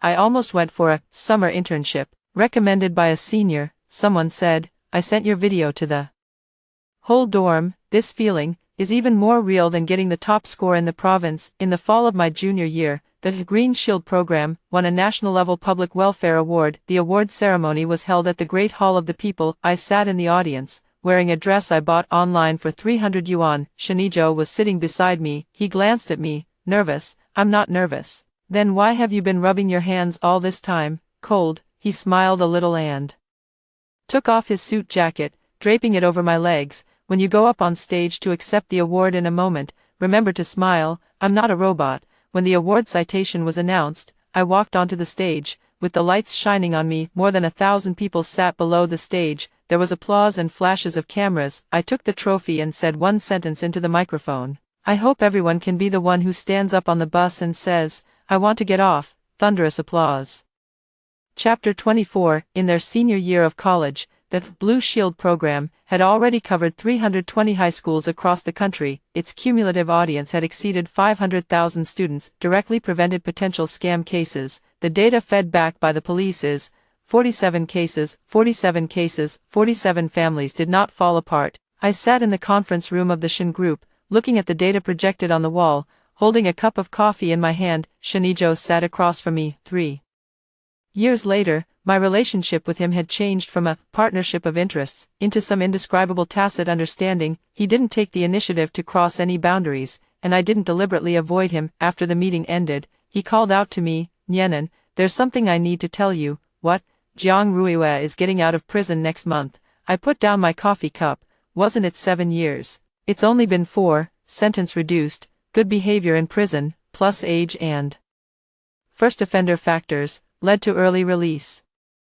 I leaned back in my chair and said nothing. "For years, in my previous life, it was also 4 years before she killed me." The cruel joke of fate. "Are you afraid?" he asked. "Not afraid, but I'll keep an eye on her." He said it in a flat tone, as if talking about the weather today. "No need for you to keep watch. I know you don't need it, but I want to." I glanced at him. He looked at me too, without smiling. A week later, I received a message from an unknown number. "Lu Nyenan, wait for me to get out." The number is the public phone in the prison. I took a screenshot and sent it to Officer Zhao. Officer Zhao replied quickly, "Filed for record. If she shows any unusual behavior after she is released from prison, contact me immediately." I deleted that message, then I turned on the computer and continued writing my thesis. The title of the thesis is Conformity and Risk Aversion in Group Decision-Making Among Adolescents. My advisor said this topic has great social value and suggested that I pursue a master's degree to continue delving deeper into it. I have already received the offer of admission to the graduate program from the Department of Sociology at Tsinghua University. Days keep moving forward, they won't stop for anyone. Chapter 25. The day Jiang Ruiwe was released from prison, it was raining in Linqing. I wasn't in Linqing, I was in Beijing, revising a paper in the graduate student office at Tsinghua, but the news still came through. First came Officer Zhao's brief notification: she was released at 10 o'clock this morning. She has been added to the community correction list and is restricted from leaving the country. Then came Lin Zishuan's message: "We haven't reconciled, but she occasionally sends me updates about Linqing." This time was no exception. Jiang Ruiwe is out. Her mother came to pick her up, just the two of them, no one else. She has lost a lot of weight. Her hair is very short, and she is completely different from before. When she came out of the prison gate, there were several reporters taking pictures. She covered her face with her clothes, got into the car, and left. I read it and didn't reply. Over the next few days, a few scattered reports appeared online. The headlines were all the same: Mastermind of the college entrance exam scam released from prison, and a campus beauty human trafficker released after serving her sentence. But they didn't generate much buzz. 4 years had passed, and the public's memory had already gone through several layers of fading. During Jiang Ruiwe's first week after being released from prison, nothing happened. In the second week, nothing happened. The third week, she started a short video account. The ID was Reborn Moon. The first video shows her sitting on the bed in a rented room, barefaced, speaking to the camera. "Hello everyone, I'm Jiang Ruiwe. 4 years ago, I made an unforgivable mistake and hurt many people. I'm not asking for forgiveness, I just want to document the days when I start over. Thank you to those who are still willing to give me a chance." The comments section is sharply divided. Half of the people are criticizing her. "Does a murderer still have the nerve to make videos? Why act pitiful? You nearly sold out 21 people, get out." But the other half: "Everyone should have a chance to turn over a new leaf, right? So beautiful, keep it up. She's already spent 4 years in prison. It's time to let her go." Followed: "Looking forward to your transformation." In 3 days, the follower count rose to 50,000. A week later, 80,000. The secret to traffic has never been justice, it's controversy. Officer Zhao sent a message: "Did you see it?" "Yes, I did. She is not currently violating community correction regulations. Posting videos is not illegal." "I know. I turned off my phone." She wants to be an internet celebrity. In her previous life, she also became an internet celebrity after getting out of prison. She made a fortune off the persona of going to prison for love. In this life, she's changed the packaging. The prodigal son returns, but the essence hasn't changed. She always knows how to take advantage of other people's sympathy. A month later, her followers surpassed 200,000. brands began reaching out to collaborate with her. An MCN company sent her a contract invitation. In her video, she cried and said, "Thank you all for giving me a second chance." All the comments underneath were full of sympathy, and the 21 classmates whose college entrance exams she ruined. No one showed up in her comments section, because no one wanted to be targeted by online abuse. Coincidentally, just as her follower count was about to break 500,000, the third episode of the Qing Dun Plan documentary went online. One episode was dedicated specifically to her case, Chapter 26. The documentary was titled The Vanished Bus, 40 minutes, starting at 8 a.m.,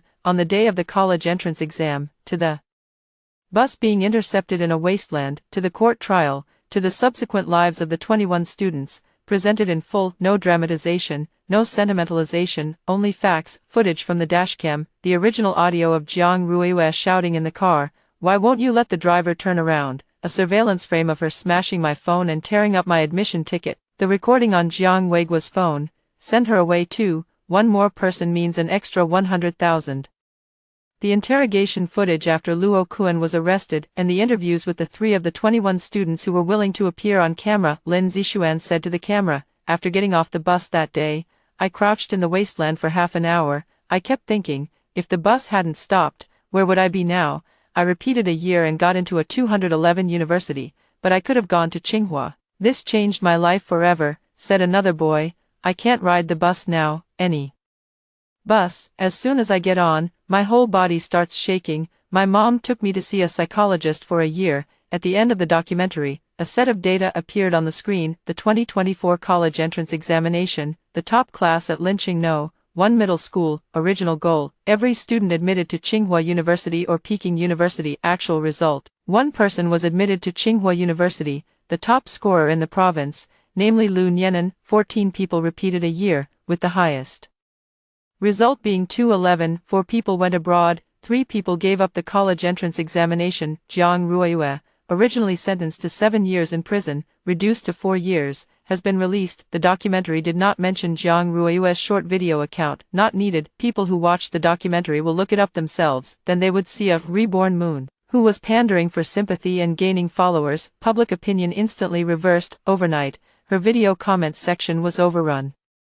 After watching the documentary and then her videos, "I feel so disgusted I want to throw up. What, a prodigal's son returning to the fold? She's clearly showing no remorse at all." She cried and said she was grateful for a second chance. What about the 21 classmates whose lives she ruined, who gave them a second chance? What's even more disgusting is that some people actually believe her. Her followers plummeted from 500,000 to 80,000. The brand partners pulled back their invitations overnight. The MCN company issued a statement terminating the contract. Within 3 days, the account, Reborn Moon, was reported and banned. Jiang Ruiyue posted her last update online, using a burner account. Only one sentence: "Lu Nianan, you won again. I didn't see this post. Officer Zhao sent me a screenshot. I took a look and deleted the chat history. Win. I never thought of this as some kind of competition. You committed a crime and were punished. You wanted to turn things around by playing the victim, and someone brought the truth to light. This isn't about winning or losing. This is called Cause and Effect." Chapter 27, Second Year of Graduate School. My paper was published in a Accord journal. When my advisor walked into the office holding a sample copy, he couldn't hide the smile on his face. "Nianan, sociological research. You're the first student I've supervised to publish in a Accord journal as early as your second year of grad school." I took the sample copy and looked at my name on the cover. Lu Nianan, the conformity trap in group decision-making, an empirical analysis based on a real case. The case was that bus. I turned my own personal experience into an academic paper. Several university professors contacted me and wanted to invite you to give a lecture. My advisor said, "There's also a UNESCO Young Scholars Exchange program, and I've reserved a recommendation slot for you." I nodded. "Thank you, Professor." Back at the dorm, I called my mom. "Mom, my paper has been published." There was silence on the other end of the line for a few seconds, then I heard my mom's voice, lowered and choked with tears. "I knew it. I knew you could do it. Don't cry, Mom. I'll come back to see you next month." Okay, Mom will make dumplings for you." After hanging up the phone, I received another message from Shinijo. "Did the paper get published? How did you know? Your advisor is my alumnus. Are you free this weekend? I'd like to treat you to a meal, to celebrate." "If you're treating, I'm free." "It's settled then." 7 o'clock, same place. The so-called old place is a Hunan restaurant near the school. We have worked together for more than 3 years, and every time we met in person, we ate here. I don't know when it started, but it became a fixed habit at 7 p.m. on Saturday night. When I arrived, he was already seated at his usual spot. The dishes on the table had already been ordered: chopped chili fish head, stir-fried pork, and pickled long beans, all my favorites. You're getting more and more skilled at ordering food. I sat down. I'm a fast learner. I rolled my eyes at him. Halfway through the meal, he set down his chopsticks. Ian, there's something I want to formally tell you. I was chewing pickled cowpeas. What? The Blue Shield project is preparing to upgrade next year. It will be turned from a public welfare project into an independently operated social enterprise. I hope you'll be the CEO. I put down my chopsticks. CEO, full-time, an annual salary of 800,000, plus stock options. Aren't you still in graduate school? By next year, you'll be graduating, he said. This project was built by you. From the first issue to now, you've overseen all the core content. No one else could do it better than you. I put down my chopsticks and looked at him seriously. Shinijo, do you have feelings for me? He picked up the glass and took a sip. Yes, but that has nothing to do with this. The CEO offer is based on your abilities, not because I like you. I can distinguish these two things very clearly. I stared at him for 5 seconds. He also looked at me, didn't dodge. Let me think about it, I said. Okay. That night, back in the dorm, I lay on my bed staring at the ceiling. What kept echoing in my mind was not CEO. Instead, yes. Chapter 28. On the day of my graduate school graduation ceremony, my parents took a 6-hour high-speed train to Beijing. My mother wore a new dress, deep blue with small floral patterns. Dad wore his only suit, the one he bought when he got married, with sleeves that were a little too short. They sat in the parents section, clutching a camera in their hands, taking pictures the whole time. As I walked onto the stage in my graduation gown to receive my certificate, I heard Mom's voice. Ian, Mom's here. There were thousands of people at the venue, but I recognized her voice right away. After the ceremony, I took my parents for a walk around Tsinghua University. My mom stood in front of the second gate for a long time. Nianan, help Mom take a photo. She stood in front of the door, smiling like a little girl. Dad stood nearby, not knowing where to put his hands, awkward yet proud. I took many photos. That evening at a restaurant near the school, my parents and I sat facing each other. I said, Dad, Mom, I have a decision I want to tell you. What decision? I'm not going to teach at the school anymore. There's a public welfare project that's going to be run independently, and the person in charge wants me to be the CEO. CEO? Dad looked utterly confused. Basically, the one in charge. In charge of what? In charge of that project that protects young people from being scammed, the one you saw on TV before. Mom thought for a moment. Is that the one where you went to the Great Hall of the People to receive an award? Yes. Does that make money? It does. My parents exchanged a glance. Then Mom said something very mom-like. Nian, Mom doesn't understand these things.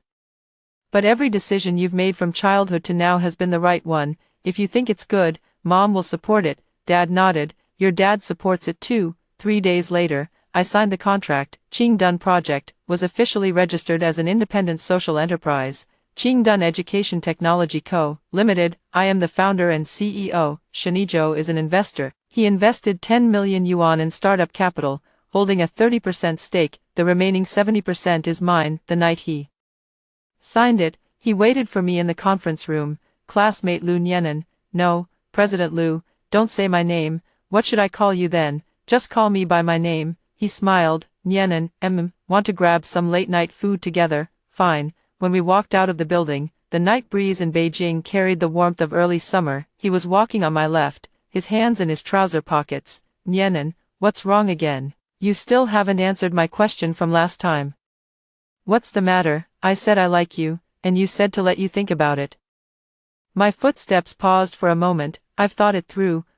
Haven't thought about it yet, but we can try it first. He stopped to look at me. I also stopped and looked at him. The streetlight cast its glow on him. Let's try it then, he said. Then he held out his hand. I hesitated for a second, gripped it. Chapter 29. 5 years later, Qingdun Education Technology, valued at 300 million yuan. Its business covers more than 2,000 schools nationwide, with a cumulative audience of Over 3 million teenagers, the Ministry of Public Security awarded it the title of Outstanding Contribution Unit in Social Public Security. For 3 consecutive years, I was listed by Forbes China as one of the 30 under 30 elites as a founder. The caption next to the photo only said one sentence: former provincial Gaokao top scorer, pioneer in youth anti-fraud education. That day I was sitting in the new office flipping through a magazine, and when I saw that line, I froze for a moment. The phone on the desk rang. It was Mom. Nyenan, you're in the magazine. Your dad called all the customers in the noodle shop over to look. Mom, it's just a magazine. What do you mean, just a magazine? Your dad said it should be framed and hung on the wall of the noodle shop. Let's not hang it up. Okay, it's already up, right next to the menu. I laughed out loud. After hanging up, I received another message from Officer Zhao. She had already been promoted to Deputy Bureau Chief. Nyenan, let me tell you some news. Jiang Ruiyue got married last year. She married a family member of a prisoner she met in prison. She's now running a small supermarket back in her hometown, and she's been pretty quiet and well behaved. I replied, got it, no extra feelings, neither hate nor forgive. She is she, I am I, we each go our own way. In the afternoon, Shinijo pushed the door open and came in. He now comes to my office more often than he goes to his own company. Mr. Liu, I told you not to call me that. Nyenan. He placed a document on the desk. What? Property deed. I picked it up and took a look. Chaoyang District, Beijing, 3-bedroom apartment, 120 square meters. It was written in my name. What are you doing? Didn't you say you'd think about getting married only after you bought a house? I meant I'd buy it myself. If your name's added, it counts as yours. I looked up at him. He leaned against the doorframe, arms folded across his chest. Lu Nyenan, I've been chasing you for 3 years. That should be sincere enough. Right, who told you to chase me for 3 years? Didn't I agree when you proposed last year? Who was it that agreed and then went back on it? That's because you chose a hot pot restaurant as the proposal venue. Aren't you the one who loves hot pot the most? Liking hot pot and proposing are 2 different things. He walked over and shoved the property deed into my hands. Fine. This time it won't be at the hot pot restaurant. Where are you planning to do it? He knelt down on one knee. Right here in my office. Is this okay? I looked down at him, dressed in a sharp suit, with neatly combed hair and light in his eyes. This man, back then, he was sitting on a plastic stool in my family's noodle shop, handing me an agreement I never signed. Later, he gave me a chance to change my fate. Later on, it stayed with me for 3 years. No rushing, no retreating, no crossing the line, until I came over on my own. All right, I said. I said okay. He stood up and put the ring on my finger. Then he said something very unromantic. At last, it's done. I laughed. Chapter 30. The noodle shop was closed for the day. On the wedding day, Dad wore a newly bought suit, and his hair was slicked back shiny with gel. Mom wore a burgundy cheapao and light makeup. She held my hand backstage, repeating those same few sentences over and over. Nyenan, you have to eat well even after you get married into your husband's family. Got it, Mom. Are your father-in-law and mother-in-law treating you well? If they're not, tell Mom. They're very good to me. Good is good. She suddenly stopped and looked at me in the mirror, wearing the wedding dress. My daughter is so beautiful. Then she cried. I almost cried too. The wedding was small, with only close family and dearest friends from both sides invited. Officer Zhao came with her husband and daughter. The mentor came. The core members of the Blue Shield Project team are here. None of the top-class students were invited. It's not because of hatred, it's just that there has long been no relationship between us anymore. At the banquet, Shinijo's father, the former chairman of the Shin Group, came over holding a wine glass. Nyenan, the first time I met you was at your family's noodle shop. Your dad made me a bowl of beef noodles. That was the best bowl of noodles I've ever had in my life. My dad stood nearby, grinning from ear to ear. Uncle Shen, you're always welcome to come and eat. Definitely, definitely. After toasting everyone, I stood on the hotel balcony to get some fresh air. The night breeze rustled my veil. The night sky in Beijing has no stars, but the lights are very bright. Shinijo walked over carrying 2 glasses of juice and handed me one. Tired, a little, I took the glass and took a sip. Ijo, you said, if I hadn't gotten off the car that day. He looked at me. If I had gone with them, there would be nothing. No college entrance exam, no Tsinghua, no Qingdun, no today. But you got off, he said. Yes, so there's no if. I smiled. Yes, there are no ifs. That summer when I was 20, a bus carrying 22 students went off course. Only one person stood up and walked to the door. I want to get off. That person was me. Everything that came later, the provincial top scorer, Tsinghua, the thesis, Qing Dun, this person. All began at that moment. I set the cup on the railing and leaned against Shen Yizhou's shoulder. Take me home, okay? After hearing the first story above, what are your thoughts? Feel free to share your opinions in the comments section. Next, there is another similar story. Let's continue to see. During the new year, my husband had his childhood sweetheart make me several plates of dumplings. After eating the first plate, the hospital informed me that my test results confirmed cancer, while my husband's childhood sweetheart's leukemia miraculously healed, leaving her radiant and glowing. After eating the second plate, my restaurant was exposed for food safety issues, fined a huge sum, and went bankrupt, while the childhood sweetheart won a gold medal in an international cake competition. After eating the third plate, my parents died from gas poisoning. I was suspected of killing my family for insurance money and was despised by everyone, eventually freezing to death under an overpass. Impoverished and ill, and my husband's childhood sweetheart was recognized by her billionaire biological parents, gaining fame, fortune, and endless affection, flying side by side with my husband. When I opened my eyes again, I had returned to the night of the Lunar New Year's Eve, the day we were eating dumplings. Come on, have a taste. Xiao Xiao specially made this plate of dumplings for you. They're so fragrant. In the blink of an eye, my husband Qin Haichuan had already picked up a dumpling and shoved it toward my mouth. I practically jumped out of my seat, grabbing my bag. I said, I'm not eating anymore. You all continue. I suddenly have a collaboration to discuss. I need to step out. The familiar surroundings before me made me realize that I had been reborn. Thinking back to my last moments before death, Qin Haichuan and Lin Xiaoxiao had come to mock me, saying that a few plates of luck-changing dumplings had taken away my good fortune. Blame me for being foolish, blame me for being kind-hearted, for trusting them too much. Now I'm leaving with a clear conscience. Let's see whose luck they'll snatch this time. Qin Haichuan panicked and blocked the doorway. Honey, don't rush. I'll pack the dumplings for you to take and eat. Otherwise, every time you get busy, you forget to eat and your stomach suffers. How about I come along to keep an eye on you? Qin Haichuan is lingering like a ghost, determined to watch me eat the dumplings with his own eyes. I also learned to lie without changing my expression. No. The business partner said he'd treat me to a big meal after we finished talking. Eating dumplings now would be too filling. Qin Haichuan's brows furrowed tightly. Then, at least have one dumpling. First, it's Xiao Xiao's heartfelt gesture, and second, eating dumplings on New Year's Eve is auspicious, for good luck. Looking at Qin Haichuan's face, which seemed to be full of concern for me,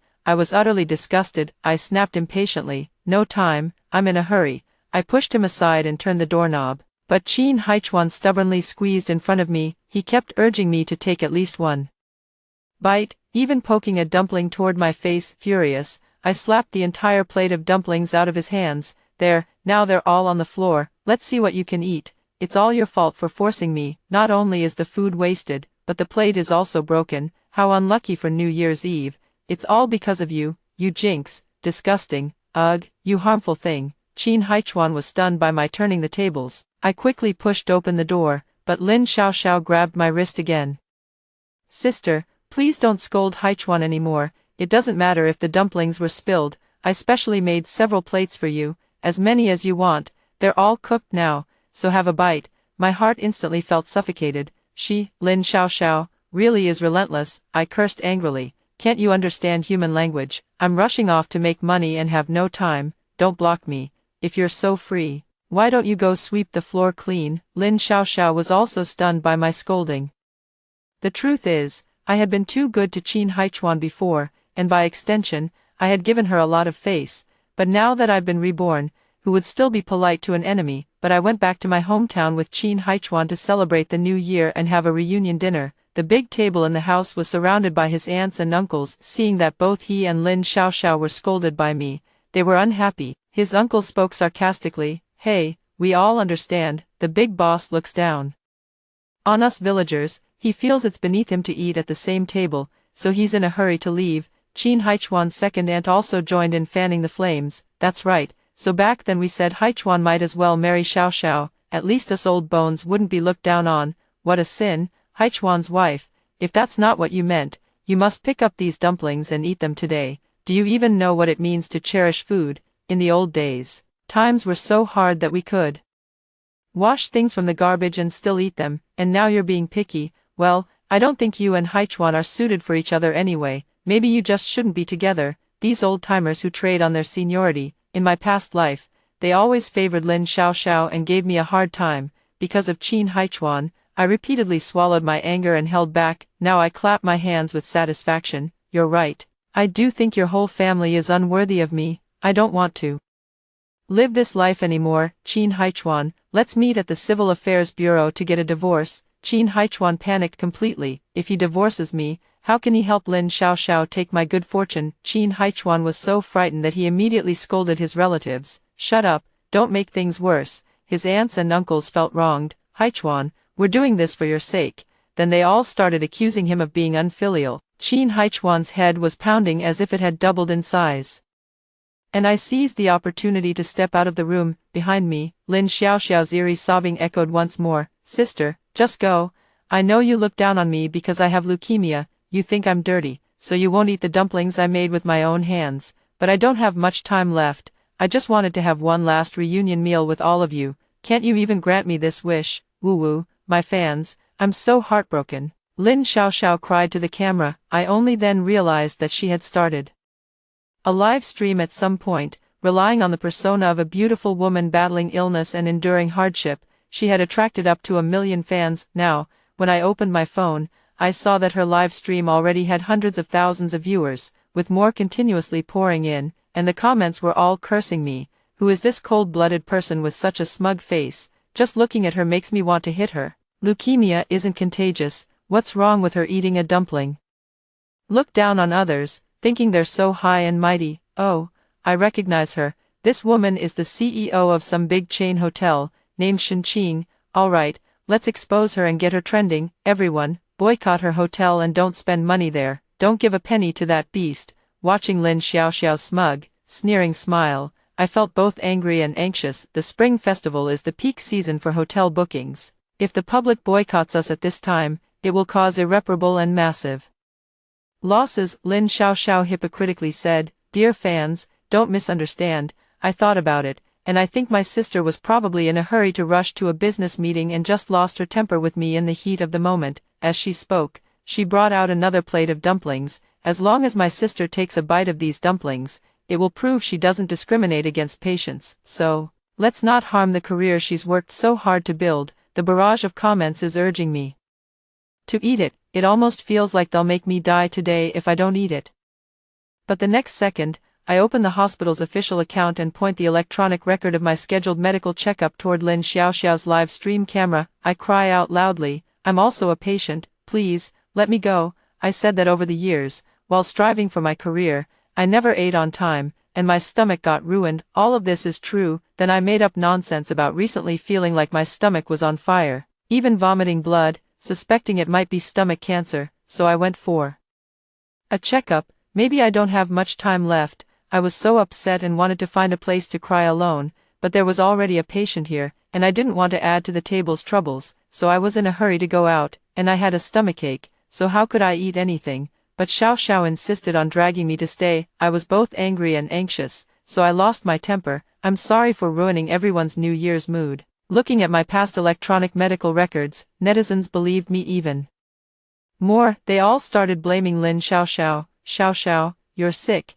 Can't you see that others are also suffering as patients? Do you have to force someone to cry in public before you're happy? The big boss has worked hard to get where he is today, finally able to enjoy life, only to fall ill. How tragic, and you almost ruined his business. How heartless, seeing the situation turning unfavorable. Lin Xiaoxiao collapsed to the ground in tears again, with a tone of feigned innocence. It's my fault. My leukemia has gotten so severe that my eyes are starting to fail, and I couldn't see how much my sister was suffering. I've caused harm. In fact, I should have died long ago. Immediately, die-hard fans rushed to defend her. Have you forgotten? Xiaoxiao is the real patient. As for that boss who hasn't even been diagnosed yet, what's there to cry about? If you're that fragile, why not just die of fright? A perfect opportunity.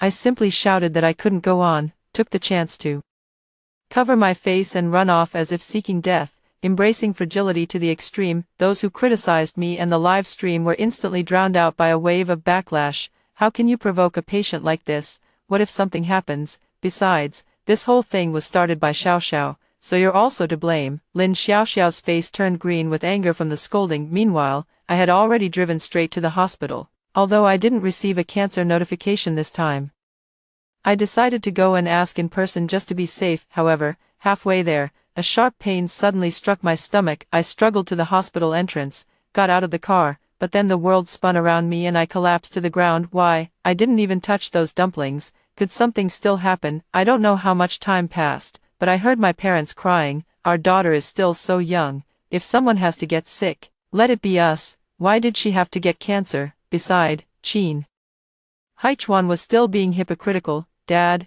Mom, it's all my fault for not taking good care of Qingqing. Don't worry, I'll stay with her until the very end. But in my past life, wasn't I ultimately killed by Qin Haichuan? Startled, I immediately struggled to get up from the hospital bed. Qin Haichuan pretended to be full of concern. Honey, you're awake. Did you hear everything just now? Then you know you have stomach cancer, and you really shouldn't go hungry. As he spoke, he handed me a thermos filled with dumplings. Here, have some dumplings. I was horrified. In my previous life, Qin Haichuan took advantage of my hospitalization for confirmed stomach cancer and used the same words to trick me into eating the second plate of dumplings. Then I received a phone call. Something had happened at the restaurant. The subsequent closure of the store left me with no money for hospitalization, making my situation utterly miserable. Thinking of this, I angrily knocked the thermos cup away, scattering the dumplings all over the floor. Get out, Qin Haichuan. I said I want a divorce. Qin Haichuan knelt on the ground, tidying up, pitifully saying, Qingqing, I know you look down on my rural background, and you look down on my family's things even more, but I'm thinking about your health. Stomach cancer can't go hungry. Even if you just take one bite, I won't divorce. I'll take care of you, and when you're better, you can leave me if you want. Qin Haichuan's melodramatic performance was so convincing that even passing patients were pointing at me. With such a good husband, what is this woman being so fussy about? She must be a terrible person who got what she deserved. That's why she got cancer. My parents were also moved by him and started urging me, Qingqing, be good. It's rare for Haichuan to be so sincere. Just eat it. My mother picked up the thermos and held the remaining dumpling to my lips. Her eyes filled with tears as she spoke. If it really gets to the point where you can't eat anything, then it's all over. Please, at least eat a little, if only to put your parents' minds at ease. The old man's tone was almost pleading. Looking at their already graying temples, my head grew hot, and I was almost ready to agree. I had just opened my mouth, but I forced myself to turn my head away. I don't want dumplings, get me something else. Shouldn't the patient's feelings be the top priority right now? The sight of Qin Haichuan makes me sick. I can't eat. At that, my parents had no choice but to ask Qin Haichuan to leave first. I breathed a sigh of relief, and Dad, wiping away his tears, brought me a bowl of soup. All right, Qingqing, no matter what conflict you have with Haichuan, you should at least eat what Mom and Dad made, right? Don't starve yourself anymore. I nodded and opened the thermos, only to be hit by a strong smell of meat. My intuition told me something was off. Dad, Mom, don't you usually make light mushroom soup? My father stammered. It's the new year, so of course we should eat more meat. We made you an egg and minced meat soup, but my parents are honest people. Their faces turn red whenever they lie. I said seriously, if you don't tell me the truth, I won't eat anything today. Having lived a second life, I naturally had to be cautious. My mother immediately rushed to my bedside, heartbroken, and tearfully confessed, Qingqing, you can't go hungry. This soup was given to us by Haichuan for you. He said you two had a little argument, and he was afraid you'd be too angry to eat his food and hurt your stomach. He asked us to help him, to fulfill his wish of taking good care of you. I'm gritting my teeth. Look, the minced meat in this soup is actually dumpling filling, mixed with broken dumpling wrappers and egg whites. If you don't look closely, you can't even tell. Qin Haichuan is going to great lengths to poison me. Just then, the doctor happened to come in for rounds and said with a frown, haven't we already told the family it's just acute gastritis? Why are you crying so sadly? It's really affecting the patient's mood. My mother was taken aback. Didn't Haichuan say it was stomach cancer? He told us to feed Qingqing more so she could hold on. I sneered. Qin Haichuan really gave me a surprise by using my parents like that. If I'm actually fine, then it's his turn now. How about I give him a surprise too? I picked up the thermos and walked downstairs to the hospital. Qin Haichuan was still waiting there, not having left yet. Honey, why did you come out? I smiled playfully. I just thought it would be more appetizing to eat while taking a walk. Would you like to keep me company? Of course, Qin Haichuan had to keep an eye on me, so he watched helplessly as I walked to the hospital entrance, waved my hand, and poured all the meat soup for a few stray mangy dogs. I just want to see what kind of fate Lin Xiaoxiao will exchange with these stray dogs this time. And Qin Haichuan let out a miserable cry and pounced, fighting with the dogs.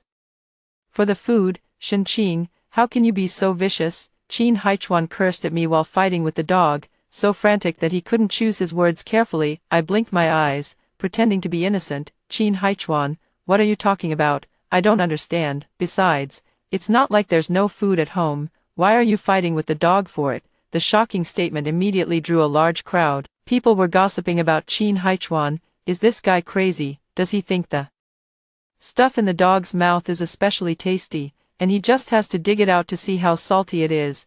Exactly, I've seen greedy eaters before, but never one so greedy that they'd fight a dog for food. Qin Haichuan's face flushed red from the scolding. He shouted that it wasn't like that, but in his distraction, he got bitten several more times by the dog. Furious, he roared at me, Shen Qing, I know you have money, and as a couple, you look down on the food I prepared for you, you trample on my feelings. Fine, but I just can't stand you wasting food. As he spoke, Qin Haichuan even tried to pry the meat filling from the dog's mouth, as if he truly couldn't bear to see the food go to waste. He had no choice but to make an effort, otherwise, Lin Xiaoxiao really might risk her life for the dog. He could hardly imagine it. I'm so angry I could laugh. It's all thanks to Qin Haichuan.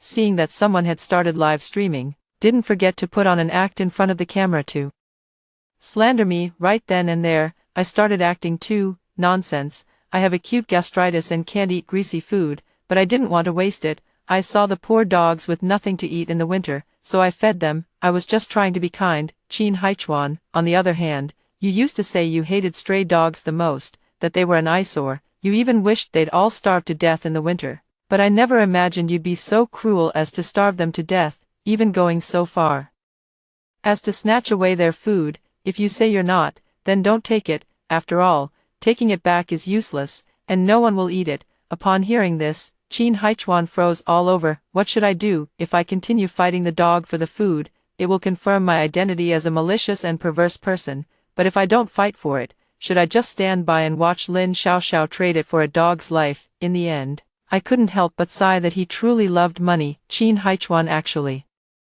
gritted his teeth and continued to pry open the dog's mouth. After all, if Lin Xiaoxiao didn't prosper, how could he rise along with her? The onlookers were all amazed by the spectacle. Was this guy's brain damaged by a dog bite when he was young? He hates dogs so much. It's so embarrassing in public. If it were my son, I'd break his legs. Exactly. Besides, it's already hard enough for stray dogs to find food in winter. For him to be so ruthless and try to wipe them all out is just heartless. Qin Haichuan was in a difficult position, feeling as if he were being roasted over a fire. Suddenly, someone shouted, setting off firecrackers, drive away the bad luck. A bunch of firecrackers came flying over and exploded right next to Qin Haichuan. The explosion left his hands bleeding profusely, and the stray dogs took the opportunity to scatter and escape. What will become of Lin Xiaoxiao's life now? I'm looking forward to it. And Qin Haichuan desperately pounded the ground. I casually remarked, what's the matter? It's just a dog running away, making it seem like someone's life is about to end. How ridiculous. Qin Haichuan's expression looked as if he wanted to devour me, but the next moment, I took out my phone and waved it at him. Don't be like this. I can see you're not in your right mind. That's why I was kind enough to video call your boss just now and show him what you look like. Guess what? I leaned close to his ear and mocked him, then turned the call volume up to the maximum. All we heard was his boss announcing, Haichuan, seeing that you're not in good condition, you don't need to come to work anymore. Qin Haichuan stood there in disbelief. I continued to sting him. Congratulations, you're unemployed. How about it? Do you want to thank me for helping? How about it? Now you can also taste the feeling of being desperate and impoverished that I experienced in my previous life. Feeling good? Qin Haichuan glared at me, his fists repeatedly clenching and unclenching. A few seconds later, however, he suddenly hugged my leg, crying and pleading, honey, what exactly have I done to upset you? I'll change. I can't live without you.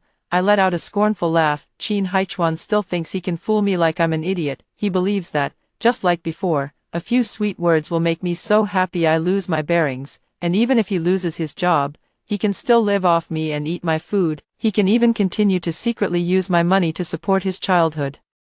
Sweetheart, unfortunately, even his precious Lin Xiaoxiao is about to have problems now.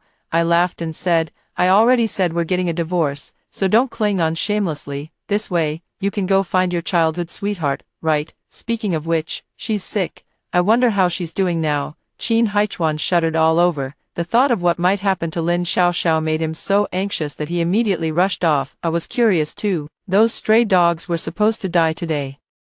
In my previous life, I happened to hear at the hospital that these dogs had eaten too much toxic garbage and died from poisoning on New Year's Eve while still starving. How pitiful. I'll just give them one last meal. Let's see how long Lin Xiaoxiao can keep jumping around after I've swapped the lives of these dead dogs. She wouldn't also be poisoned on the spot, would she? I returned to the ward, turned on my phone, and entered Lin Xiaoxiao's live stream. She still looked pitifully sickly, as if she could be gone at any moment. It was about time for the show to start. My parents couldn't help but ask me, Qingqing, why are you and Haichuan both acting so strange today? What exactly happened between you two? I only said I discovered Qin Haichuan and Lin Xiaoxiao were having an affair, so I want a divorce, and I don't dare eat their food for fear they might harm me. Seeing how sharp my business instincts have always been, my parents chose to believe me. My mother suddenly realized and said, no wonder. I was wondering why Qin Haichuan kept urging you to eat dumplings. Now I remember, when I was young, I heard some elderly people in the village say, during the New Year's transition of fortunes, by reciting certain incantations and mixing one's own blood into the dumpling filling for others to eat, one can steal that person's good luck. At this point, my mother broke into a cold sweat and tightly grasped my hand. Whether it's true or not, be careful, my dear. Back when the fortune teller said you have a top-tier destiny of wealth and honor, I feared others might be jealous enough to want your life. I gritted my teeth in silent resentment. Far from it. In my previous life, Qin Haichuan not only wanted my life, but also killed my parents, who were struggling to support my medical expenses by collecting scrap metal.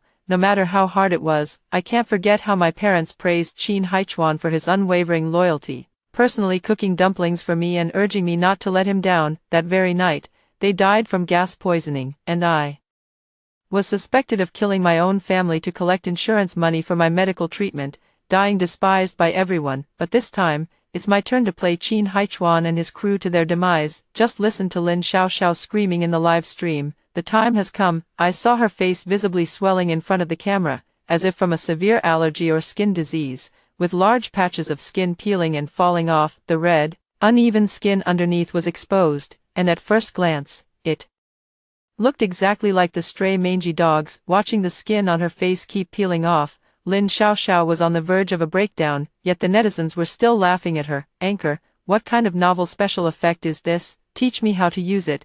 It's so fun. Look, it's just like a mangy dog. Her proud appearance was being mocked, and Lin Xiaoxiao was so angry her eyes turned red, but the laughter in the live stream only grew louder. Don't say it, this performance looks so real, is it? Because you usually cry so miserably, and this time during the new year, you deliberately put on this act to amuse us. The streamer is thoughtful.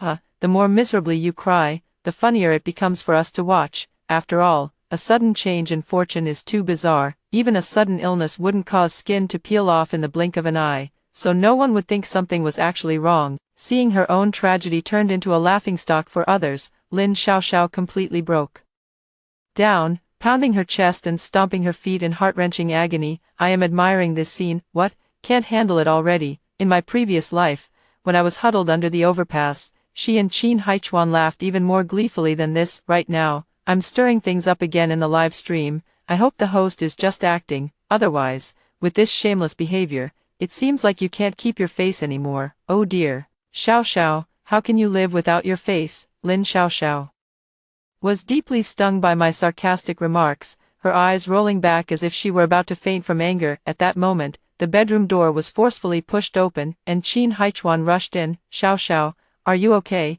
His words abruptly stopped as he stared in shock at Lin Xiaoxiao's face. He exclaimed with anguish, damn it, it's all that wretched woman's fault. I snorted coldly, so he could just curse away.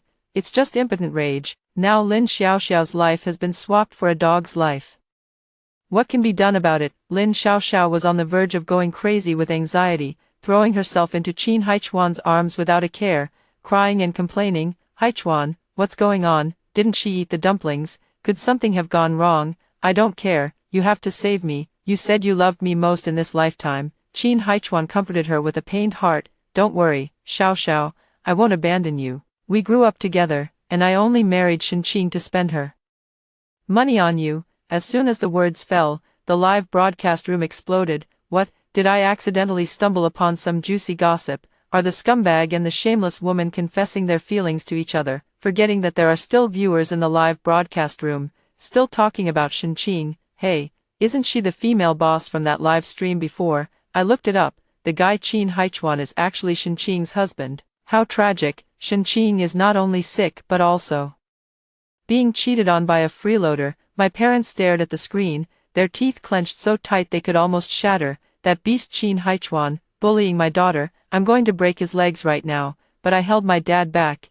It's not worth it. Besides, thanks to Qin Haichuan and Lin Xiaoxiao being so panicked and flustered that they forgot about the live stream, we got to see this great show. I had already contacted my media friends earlier to try and stir up some hype around this.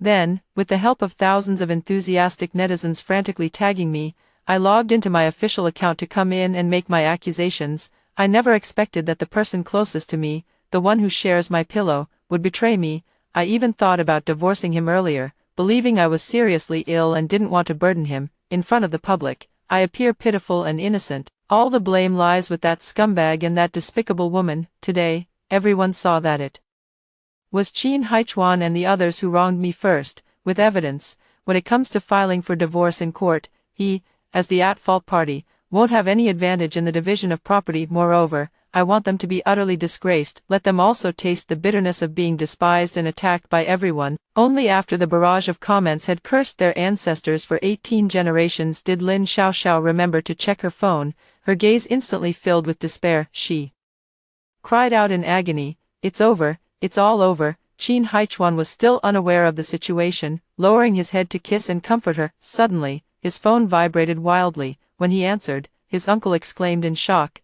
"Xiao Xiao is still live streaming. What are you two doing in front of the camera? Now it's perfect. The whole country knows you two are having an affair." Qin Haichuan stared at the screen filled with curses. He trembled with fear, his face as pale as a corpse. His uncle continued to strike. "Shenqing is watching. Now she's even more determined to divorce you. It's your fault, and now everyone has seen it.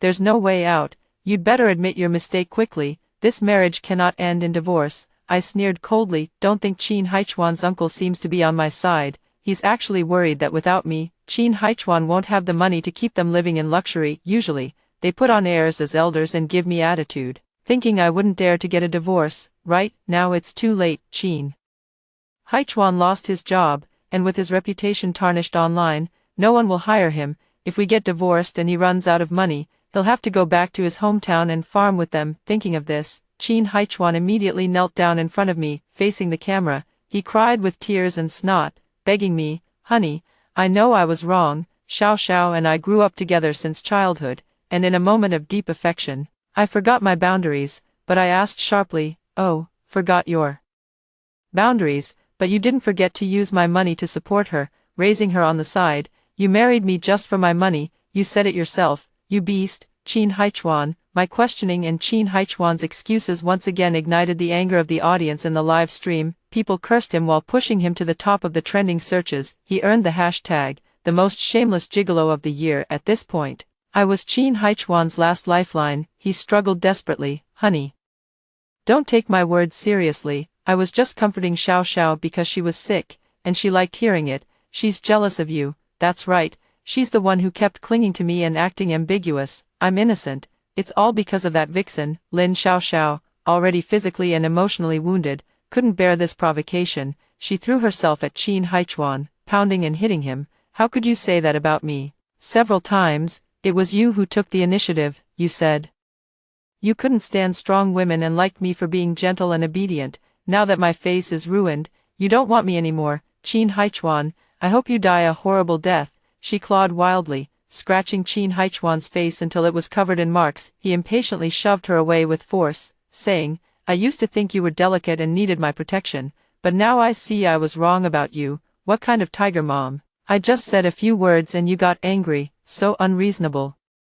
Lin Xiaoxiao was so furious that she started fighting with Qin Haichuan. I just watched them fight like dogs, biting each other until they were covered in wounds and dripping with blood. After that, I threw out one more sentence, see you in court. I will use every means to reclaim everything I deserve. However, Qin Haichuan's family did not agree, and a large group of them came knocking the very next day. They all knelt down in unison. His eldest uncle cried out in despair, Qingqing, Haichuan lost his parents when he was young. We relatives raised him, and we know his character best. He's not a bad person, he just made a mistake in the heat of the moment. Give him another chance. If you're heartless and don't give him a chance, Qin Haichuan's uncle aimed his head straight at the stone pillar by the door. I'll just smash my head against your doorstep and die, then everyone will say you, a capitalist, forced your brother-in-law to his death on New Year's Day. How heartless.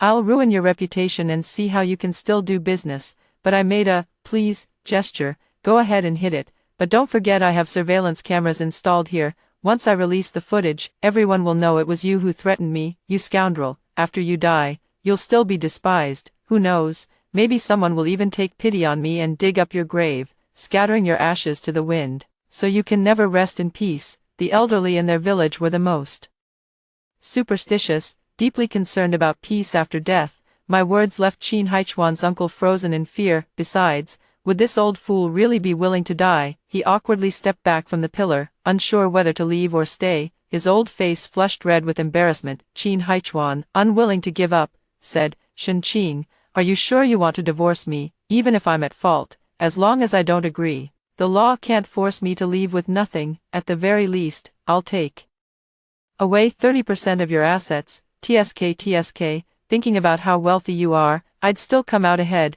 He spoke in a tone that suggested I could do nothing to him. The petty man gloated, saying, if I take the money, I might just run off with Lin Xiaoxiao. Are you really willing to see that happen? If you change your mind now, I'll give you another chance. I answered him with a resounding slap across the face. Qin Haichuan was stunned. You damn woman, how dare you? I slapped him again. To shut him up. Listen to me, so what if it's only 30%? I'm more capable than you, and I can earn back several times that in the blink of an eye. Who told you I'm the wealthy, enviable, and unattainable life you all covet? These words struck the old fools so hard they pounded their chests in frustration. My wealth suffocated them, and Qin Haichuan's face twisted with resentment. I laughed even more heartily. Can't handle it already? Let me tell you more. The money Qin Haichuan gave to Lin Xiaoxiao, I will sue to recover as marital joint property. Presumably, Lin Xiaoxiao has spent all that money on medical treatment and her usual extravagance. You can just wait for the 30% of the property you took to be paid back to me in the end. By then, your whole family will be penniless, waiting to live under a bridge together. Qin Haichuan trembled all over. Qingqing, are you really going to be this ruthless? Get out. I slammed the door shut. After that, they came to my door a few more times, but I had security drive them away in advance each time, so they simply stopped coming. But I knew they wouldn't give up easily, so I hired a private detective to help install surveillance cameras. Sure enough, I received crucial footage. In the video, Qin Haichuan and several elders were gathered around a table, giving him advice. Haichuan, such a great opportunity. How could you let the dumplings go to the dogs? A person only gets one chance in a lifetime to change their fate. And now Lin Xiaoxiao is ruined. His second aunt muttered, why are you all blaming Haichuan? If you ask me, it's all Lin Xiaoxiao's own bad luck. She just doesn't have the fortune for it. Have you heard about that string of incidents she's been involved in lately? It was said that Lin Xiaoxiao had been plagued by a streak of bad luck recently. First, the cake entry in the competition was exposed for plagiarizing ideas, followed by a report of worsening leukemia. Even Qin Haichuan's uncle couldn't help but comment, bad luck. Such bad luck. Recently, a billionaire was coming to this area to look for his daughter. After seeing her trending on social media and learning she was from that city, he found it so disgusting that he simply took a detour. So I say Xiaoxiao is already useless. Just throw her away. Don't let her drag us down. Haichuan, you're not still reluctant to part with her, are you? Qin Haichuan thought for a moment and shook his head. He loved himself the most. Where in the world are there no women? Where are there no beautiful flowers? Let her fend for herself. We should still think of some way to make up for it. And I forwarded this scene to Lin Xiaoxiao. After sending it, Lin Xiaoxiao didn't reply for a long time. I didn't bother to pay much attention to her either and continued listening to Qin Haichuan's uncle say, for this dumpling exchange of luck. It must be between men and men, women and women, Haichuan. I heard you say before that your leader has a good fate. Well, it seems their wicked intentions just won't die. This nest of vipers conspired again, spending a fortune to bribe the female secretary around Qin Haichuan's leader, sending him dumplings to eat. Wishful thinking, but unfortunately, they ran into me on the day Qin Haichuan was about to act. I had someone switch the dumplings. Qin Haichuan, what kind of fate should I change for you this time? I pondered as I walked, when suddenly a mad dog charged at me, startling me so much that I dropped the dumplings.